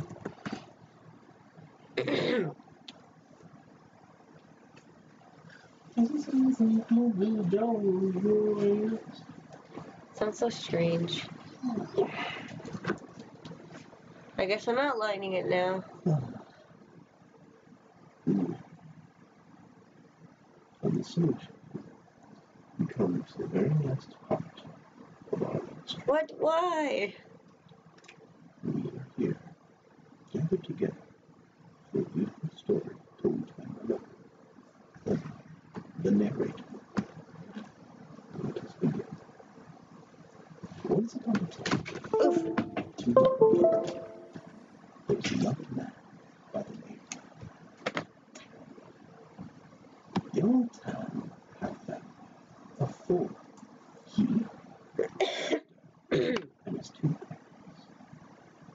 His mother was a brilliant cook. She used to deck everything out for herself. She would do gingerbread cookies, jelly, goose, turkey, bread pudding, and many, many more things that would make Kimberly smarter so much that you wouldn't be able to listen to the story due to the sound of water flowing out of your mouth like Niagara Falls. So, his father was a mechanic, Little Timmy. a jack of all trades and master of every single one. Didn't realize until he got home, so he had to turn around. So, anyways.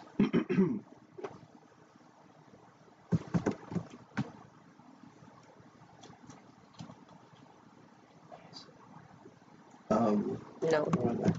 A jack of all trades, and master of every single one of them. He used to help out in the tiny town that they lived in, with carpentry, plumbing, electricity, and much, much more. Needless to say, he was a very renowned individual inside a small community that Tan lived. And Tan himself was a little above average boy. With parents like his mother and his father, he felt quite confident in his abilities, until his little sister, Tanisha, not so creatively named after himself, he believes, came along into his life. You see, it was the first year that Tanisha had been in their family during Christmas, and his mother was so busy taking care of Tanisha that Tan was unable to enjoy many of the sweet delicacies that his mother usually made on traditional Christmas evening. There was only a duck, some gravy, mashed potatoes, and stuffing made from breadcrumbs that she so willingly put together from day-old bread that she got from the bakery. Needless to say, Tan was not too thrilled at the lack of taste inside of their Christmas dinner this year. So Tan decided to head outside, trying to distract himself from all of his woes. As he went outside to his father's workshop, where his father was working hard, like normally, he opened the door and closed it behind him, so as to keep the heat from the wood-burning oven on the inside from escaping to the cold, wintry landscape that was his homeland. Town of Lancashire.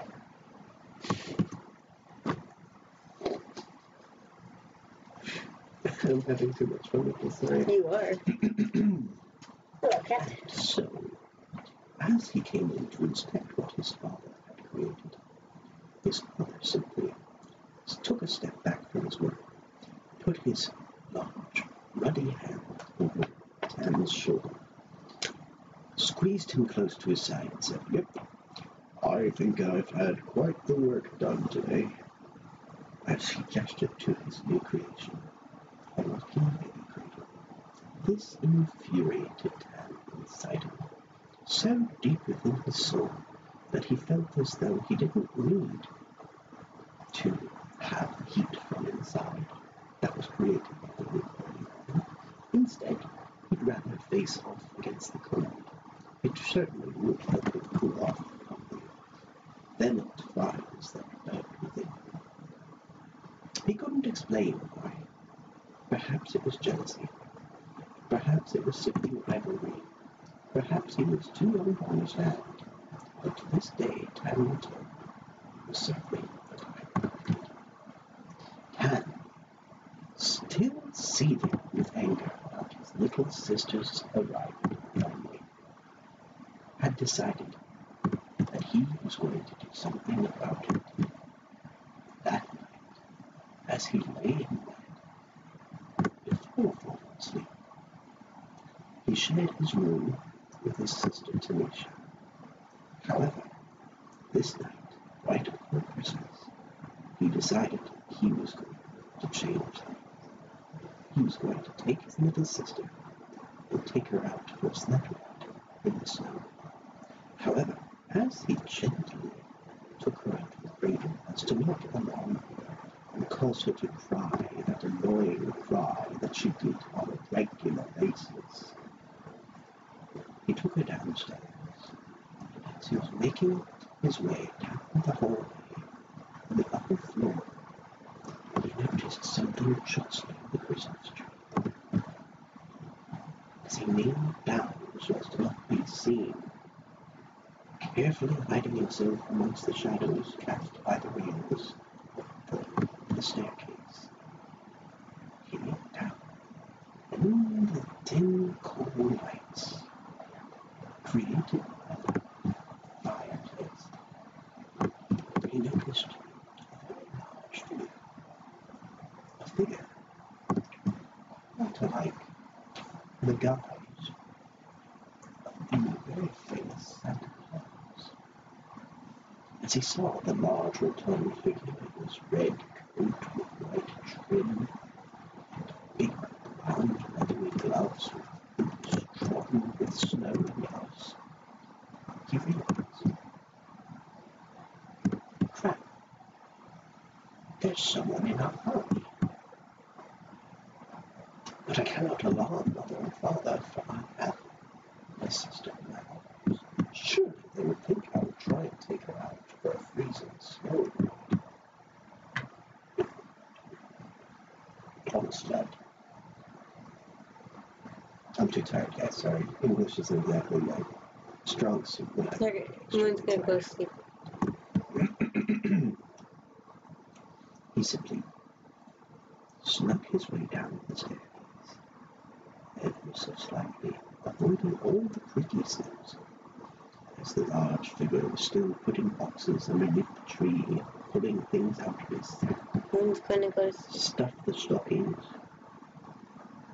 He made his way towards the large figure, being sure to keep cover behind the large recliner that his father usually sat in. He snuck a peek behind and saw no figure there. As he went to the other side of the large recliner, he still couldn't see the figure. He felt two big, burly hands with a leathery enough grip his shoulders. He nearly dropped his sister, but the large figure was right behind him, and he didn't dare look into the door. He heard the voice of the loudspeaker. Now, Tan, how could you try to do such a thing with your own sister? And Tan felt his stomach sink deep within him. How could this young man try to do something so horrid on Christmas? Surely he would have gotten caught with the stockings. And the young man thought inside his mind, how does this man even know that I was trying to do such an important act? Well, the figure, as if sensing Tan's emotions and thoughts, said, "Well, Tan, I know you've been such a good boy in years past. However, instead of giving you a call, I'll give you this lesson. I had a little sister once. You see, she was a very, very kind and gentle soul, and without a tricky side. She seemed to love everything. It was what I did best. So, I played with her out on top of the lake, and she fell through the icy fence and was swallowed. I couldn't follow after her, and I was heartbroken that I had lost my sister. Just then, Tan realized that something so horrid as losing his sister could occur through his actions. This welling up inside of him had started to cause tears to fall down the young man's face. So poor Tan had come along, worked up the gumption to look into the little man's face. As he saw bright red cheeks with the cascading white that reached his beard, and able to look the big round belly. He said, "Oh, Santa Claus, how could I have been so foolish?" And the figure simply said, "Oh, Tan, foolishness is bound in the heart of a child. By the way, my name isn't Santa Claus. It's Eric. And luckily, my little sister was able to be saved from the ice. There was a nice gentleman who was, in retrospect, quite like me, actually. And, anyways, don't tell your parents I was in here. The old man put his finger on the side of his nose and seemed to float his way towards the chimney. And soon up it with great speed. Eric was the only thing that he could hear running through his brain. Poor Tan had had a night, so he took his sister back up the stairs, placed her in her bed, and placed his head in his window. He woke up the next morning and decided, that's it. No more eggnog before I go to bed. The end. And that's the story. That's sad. I'm too tired to make one that actually was good. Sorry, guys. It's a sad story. And I'm done. How long has this stream been going?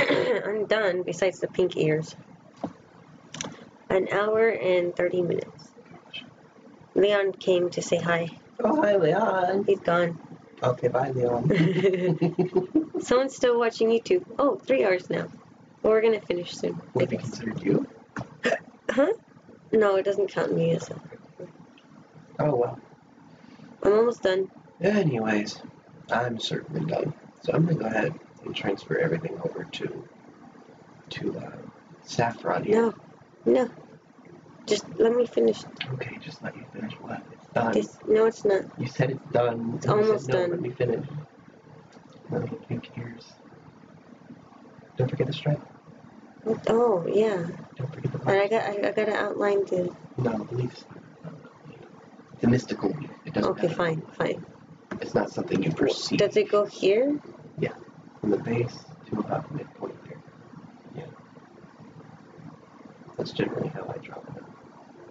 Oh, I'm on the wrong layer. Well, no, that's the right layer. Don't too high. Here? Yeah. Mm-hmm. I think the ears are a bit too long, but don't worry about it. Let's just go. Let me draw. Shush. You draw. I will later. I just don't like drawing digitally with the tablet. It's fun. I like when Alex had to or wanted to draw.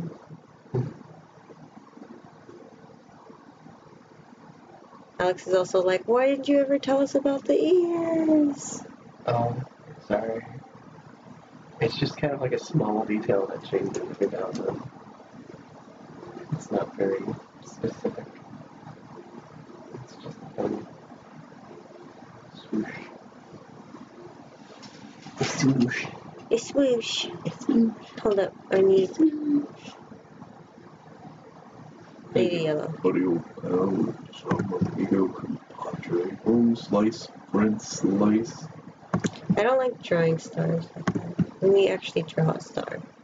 No, you can't do it. See, look, that's such a nice star, and it's better than this one. It's better than this one. I like drawing them myself.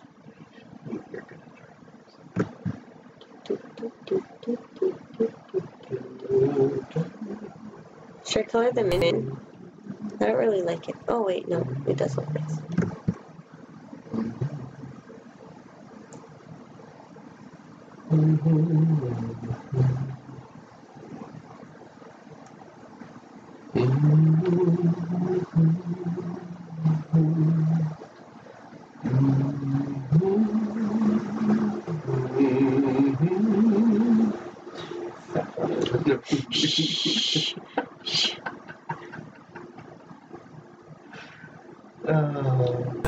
There.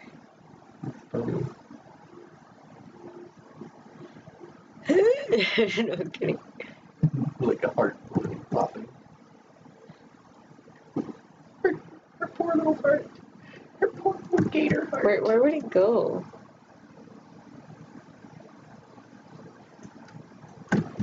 No, these would be hearts, right? Yeah, her eyes would be hearts.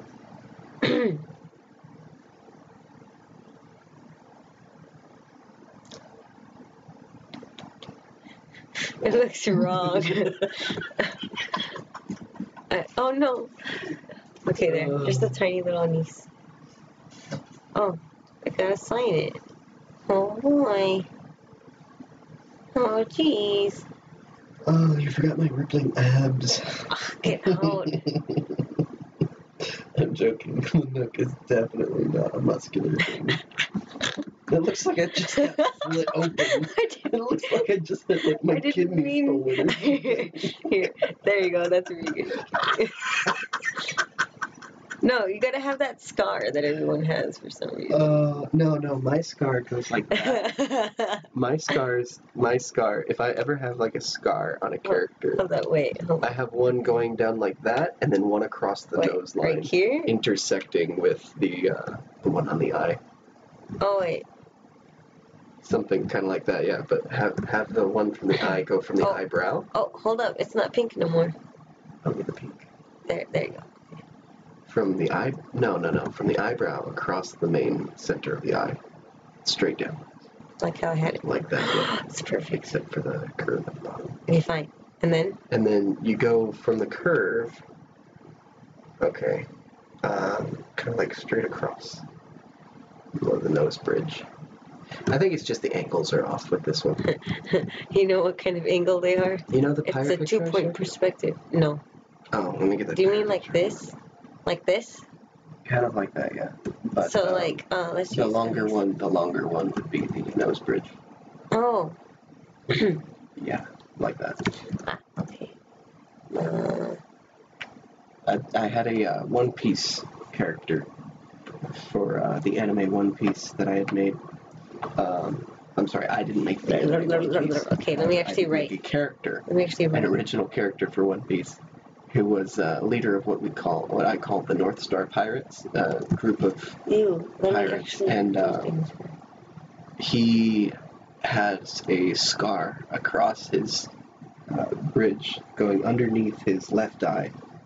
I'm sorry, underneath his right eye, all the way across his nose, past underneath the left eye, and then he has another gash going straight down across his left eye, and we're done. straight down from his brow to intersecting the other one. And that was just kind of. I feel like I've really improved. You have. That looks really good.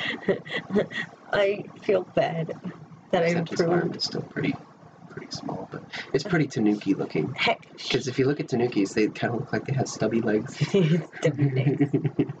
But they don't. It just looks that way because all the floof. They're fluffy boys. Or girls, depending on the Tanuki. No. Well, that should be it.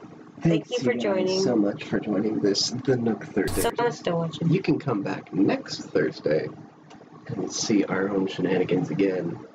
And tomorrow we're going to do feature offerings. Tomorrow, actually, we're going to be doing a live stream called Free Doodle Fridays.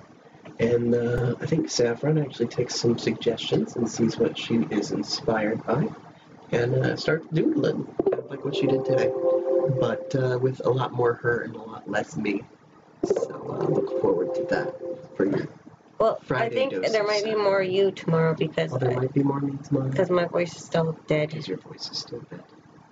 That's okay. Anyways, thanks you guys so much, and we'll see you again soon.